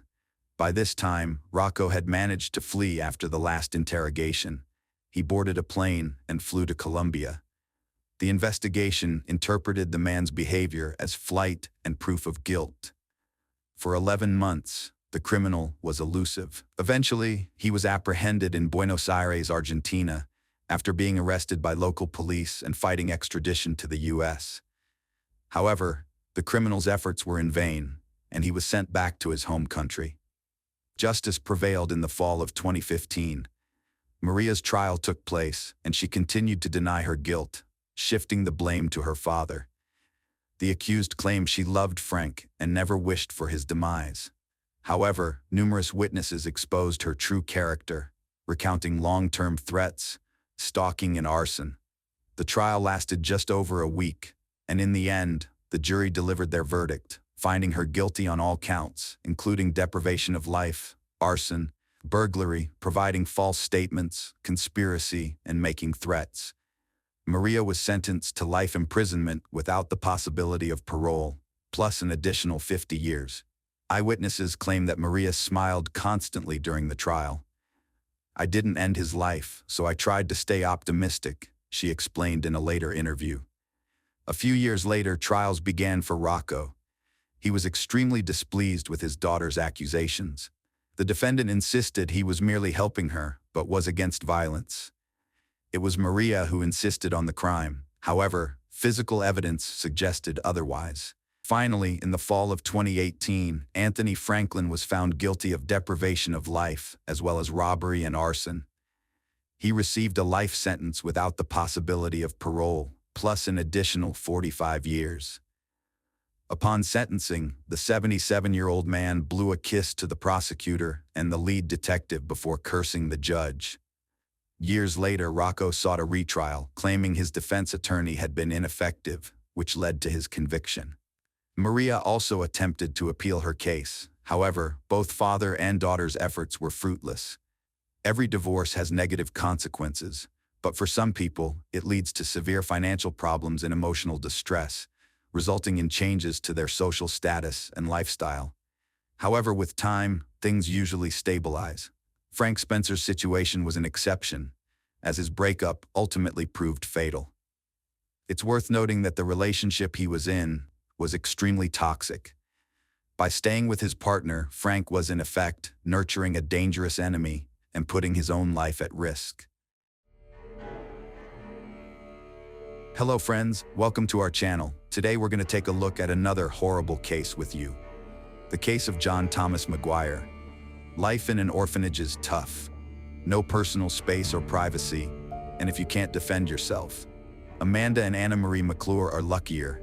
Being two makes it easier to fight back because these bullies only target individuals, so the sisters kept to themselves, hoping their stay in this unpleasant place would be brief until their imprisoned father's situation is resolved.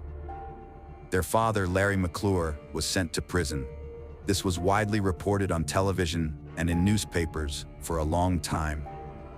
Time passed, with days turning into weeks and weeks into months. One day, the sisters rescued a newcomer, Meredith, from being bullied. Meredith had been living with her drug-addicted mother, was very thin and frightened, and would flinch at any sound. She came to the house after her mother died of an overdose, and Meredith herself was afraid to call the emergency services, so she lived with her mother's body for a few days. One day, a friend came to visit Meredith's mother, and upon finding her friend dead, called emergency services from a payphone to avoid being involved. Meredith became a friend to the McClure sisters, and the three of them grew closer and felt safer together. Amanda and Anna Marie had never told anyone the reason they were there. Meredith had asked about it once, but Anna Marie had brushed it off and blurted out something about a policeman father who had tried to apprehend a dangerous criminal but had been killed on the job. Amanda listened to the story with her eyes wide open, but her sister gave her a look that told her to stay out of it. Impressed by Amanda's father, Meredith told about the sisters' fate to the other students of the orphanage, and in an instant, the sisters turned into real stars.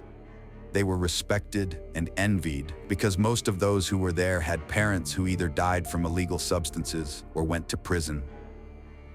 Eventually, all the children wanted to be friends with the sisters, and their secluded lifestyle came to an end. Unfortunately, this beautiful life, though in an orphanage, quickly came to an end. It was revealed that the father of Anna Marie and Amanda was not a deceased police officer, but a living criminal serving time in prison for violent sexual acts against a young girl. The sisters' fate then turned into a real hell. However, after some time, they were fortunate. Two different families decided to adopt the girls almost simultaneously, giving them the opportunity to start a new life. But the connection between them was broken and lost as they were separated. Amanda and Anna Marie could remain in this story only as the children of the rapist, but their adult lives flowed into the most high-profile case in the state of Virginia. Amanda is known to be married to a 38-year-old man named John McGuire. They met when she was already 29 years old. Her adoptive parents even began to worry that Amanda would be alone for the rest of her life, and the lack of a biological family, including the betrayal of her mother, had a negative impact on her psyche. The foster parents breathed a sigh of relief only when Amanda admitted to them that she had a young man with whom they were going to get married. This was the second marriage for John, and he also had 2 sons from his first marriage. Anna Marie, on the other hand, had never been able to build her own family. One could be happy for Amanda. She really could have a strong and loving family. John was an incredibly positive guy. What could be said against it if even with his ex-wife, they had a warm and friendly relationship? After a while, the sisters' father, Larry McClure, was released on parole, settling still in the same Virginia in a mobile home. He made no small effort to find his daughters. The first place he went was to Amanda's foster parents, Guam and Alex. Larry went straight to their house, said hello, introduced himself, said he wanted to see his daughter, and asked for her contact's address and phone number. Outwardly, he looked very bad, even frightening, with deep wrinkles all over his face, huge bags under his eyes, and besides, as it seemed to them, he was not sober. No, he didn't smell of alcohol, and he didn't stagger from side to side on shaky legs, but in general, his behavior was not adequate. Glenn refused Larry's request, but promised that they would be sure to tell Amanda that her biological father was looking for her. Larry had been really freaked out when he'd heard the phrase, biological father, but he'd thanked him and left. Glenn had indeed kept his word. He had told Amanda that her father was free and looking for her. In the back of Amanda's mind, there was a demon who denied everything and advised to send her father to hell, and an angel who advised to give her father, though a criminal, another chance. The angel won, though it was unclear who was better to listen to. First, Amanda called her father. He said he was very happy to hear from her, asked how she was doing, and she told him that she was doing well, married, and feeling happy. Larry was happy for his daughter and suggested that she come over for a joint dinner with her husband. Amanda didn't know if she should visit her father, but it was as if he knew just what to say to convince her. Come on, forget the old grudges. I have lived all these years with only one thought, to see you and Anne Marie. Anna, unlike you, must have missed me. After all, you've already seen her. Amanda wondered. Of course I have. We went on a nature trip with her, had a wonderful time, like a real family, like father and daughter. It was as if those years of separation never happened. She also asked a lot about her. If Amanda didn't know how to deal with her father, she wanted to see her sister who had been separated from her in the orphanage almost 20 years ago, and so she agreed. In the case file, there is no description of their first meeting, but two facts are known. Larry lied about Anne-Marie at that time, and she lived in North Carolina, which is 186 miles from Virginia, and Larry had never seen or spoken to her. And so father and daughter met. Their meetings led to Larry getting Amanda and John hooked on illegal substances that he brewed himself in his camper. Larry literally used the daughter and son-in-law. Before meeting the father, the financial situation of the couple was stable, but Larry pulled money from them for the production of illegal substances. And when Amanda and John lost their jobs because of their addiction, Larry persuaded John to register because drug addicts received help from the state in the amount of $180, which were still not enough to buy substances and ingredients. That's when Anne-Marie appears in the story, and Larry uses her in the same way he gets her hooked on substances and pulls money out of her. Amanda and John find themselves at an impasse. They have no jobs because of huge debts, they lose their house, and the only way to stay afloat is to move into Larry's camper. John's folks at this point still had no idea. He called his parents. His mother was seriously ill at the time, and John informed them that he and Amanda were going on a trip together. That was the last time John's parents heard their son alive. In fact, no trip was planned. Amanda and John moved in with Larry, where they engaged in a small circle of illicit substance use and alcohol consumption. The whole tragedy occurred on Valentine's Day. John, who rarely recovered from the effects of illegal substances, was still madly in love with Amanda and decided to prepare a surprise for her, a festive evening in the family circle. He bought meat and alcohol, cooked a fancy dinner, at which, in addition to his wife, of course, were Larry and Anne-Marie under the prolonged influence of the drugs. A terrible madness occurred in the family. Amanda and Larry became much closer than father and daughter. Unfortunately, John couldn't see it coming. Yes, you all thought correctly. The father and daughter considered themselves a couple. Therefore, John was now redundant. During the meal, John spoke many warm words to Amanda, and Larry was extremely anxious about it, and the tension grew. Eventually, Larry interrupted his son-in-law's speech and asked him if he could be completely honest with his wife. The man agreed. Then Larry proposed a game. John's legs were tied, and he was asked to answer honestly all the questions related to his life. At first, the questions were relatively harmless about his childhood, school, university, and so on. But at some point, Larry, under the influence of drugs, began to accuse John of being an undercover FBI agent, and when John denied it, they started beating him up. It ended when John, begging for mercy and covering himself with his children, tried to untie his legs and had a bottle of wine smashed over his head. Yes, it was the same wine he had bought for the family dinner. Larry, Amanda, and Marie tortured John for 2 days and used illegal substances in parallel. Finally, when they had had enough, Amanda pulled a black bag over her husband's head and squeezed it around his neck until he stopped breathing. John was buried in the backyard, after which the family celebrated the engagement of Larry and Amanda. Father and daughter, and naturally it had to be celebrated with a new batch of psychotropic substances and alcohol.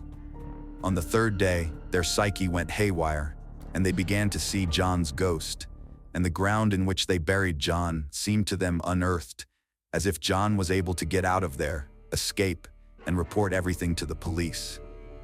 They dug up John's body, checked his pulse, and even his pupils' reaction to flashlight light, even though the body was already in the decomposition stage. But that didn't seem enough to them to prevent John from coming back to life and escaping. They cut his body into pieces with a wood axe and drove an aspen stake into each piece of his body. The remains were reburied in different places and covered with lime to speed up the decomposition process. 3 weeks later, Larry and Amanda were married. Larry changed his name so that no one would know they were related. The new family decided to start a new life. To do this, they moved to Kentucky and agreed to stop using illegal substances. In the rented house, to hide all suspicion from themselves, they even hung a U.S. flag over the door to the house, just like their neighbors did. By this time, John's ex-wife and parents began to worry that he wasn't making contact. And in 2019, John's mother even filed a police report about his disappearance. As for Larry, he failed to notify the police that he had moved from one state to another, and that was against the terms of his probation, which is why he went back behind bars in prison. Larry's psyche finally failed. It's hard to expect anything good when you've been using illegal substances for a long time, mixing them with alcohol, and then at the snap of your fingers, you find yourself in a place where you can't get them. Withdrawal syndrome works, increased nervousness, lack of boundaries between reality and fantasy. It's pretty clear if you marry your own daughter. Larry was pretty sure that the parole violation was just an excuse to dig up the backyard and find the remains of John's body. He urgently needed to contact Amanda or Anna Marie and tell them to have his daughters dig up the body parts and rebury them somewhere far from home. All prisoner calls are always tapped, so the information had to be conveyed in a veiled manner. Larry even prepared a speech and thought of everything in detail, but the problem was that he was denied calls. Finally, he couldn't stand it any longer, called the policeman on duty, and told him he had something to confess. Larry's logic was that if he confessed to the murder before he was charged, he could avoid at least the death penalty, and if he blamed it on his daughters, yeah, that would be even better. The cop didn't believe Larry at first. What murder? What body parts buried in the backyard? What was this lunatic's idea? Why would this junkie dig his own grave? But by law, the man's word had to be verified. At first, the investigator only wanted to formally organize. Yes, there was a statement. Yes, the place was checked. No, nothing was found. But then it turned out that John was actually considered missing, and just in case, a police detachment was sent to Larry's residence. First on the ground, they found traces of the lime that Larry had mentioned, and then all of the criminals' words were confirmed. The McClure sisters were apprehended immediately. Amanda and Anna Marie were in shock and simply could not believe that their father and someone else's husband could confess to such a brutal murder. They were even more shocked when they learned that Larry tried to portray himself as an innocent victim, and in his testimony indicated that it was his daughters who killed John, and he was only an unwitting participant in the crime. Then each member of the family began to try to save their own skin and convince the police that it was just them. In this terrible story, there was an accident. It was especially hard for John's relatives in this situation since his body, in fact, there was no body, only remains. These remains had to be taken from the criminalists, transported to his parents and buried in a closed coffin. It has been mentioned many times that John was a very nice guy, so, despite all the difficulties, his parents were able to bury him. Some of his friends helped with money, some with transportation, some with funeral arrangements. John was buried in a Lutheran church on October 25, 2019. On February 15th, the day after Valentine's Day, someone in the McClure family posted a Facebook post on John's behalf that he was leaving on a trip where he would not be able to be in touch for a long time, and asked his friends not to worry about his long absence. This indicated that the crazy family knew that they were going to kill the poor guy soon. So they misled everyone so that the family wouldn't start sounding the alarm. Despite such a brutal crime, for the duration of the trial, Larry and Anda had 6 months added to their sentence for the marriage of a daughter and father, as such marriages are criminalized in the state. The trial began, and Larry was given the floor. The trial went on for a very long time as the defendants flip-flopped back and forth on the decision to kill John. Amanda, who could not tolerate such a long trial, even made a deal with the investigators, where she was promised to be charged with involuntary manslaughter at the next trial. Larry gave a very different speech. When it all started, the four of us bought the ingredients to make illegal substances and went back to my trailer where I started making them. Amanda came up to me and said she wanted to get back at John. The fact is that John, under the influence of the drugs, raped Anna Marie and she got pregnant. And as for me, I had to earn the trust of my daughters. The judge handed down the final verdict, which sentenced Larry McClure to life in prison without parole. When the punishment for Amanda was announced, her adoptive parents were very sorry that they had confessed to their daughter that she was wanted by her father. They had brought her up with freedom of choice all her life, but they did not know that this freedom could have such an impact on her future fate. Amanda said that all this is the fault of her father, who could not survive the feeling of jealousy. Amanda's poor parents asked the judge to consider that if it were not for the negative influence of her father, their adopted daughter would never have gone to such a brutal crime. However, prosecutors viewed the murder as a conspiracy so that Amanda and Larry could be together as a couple.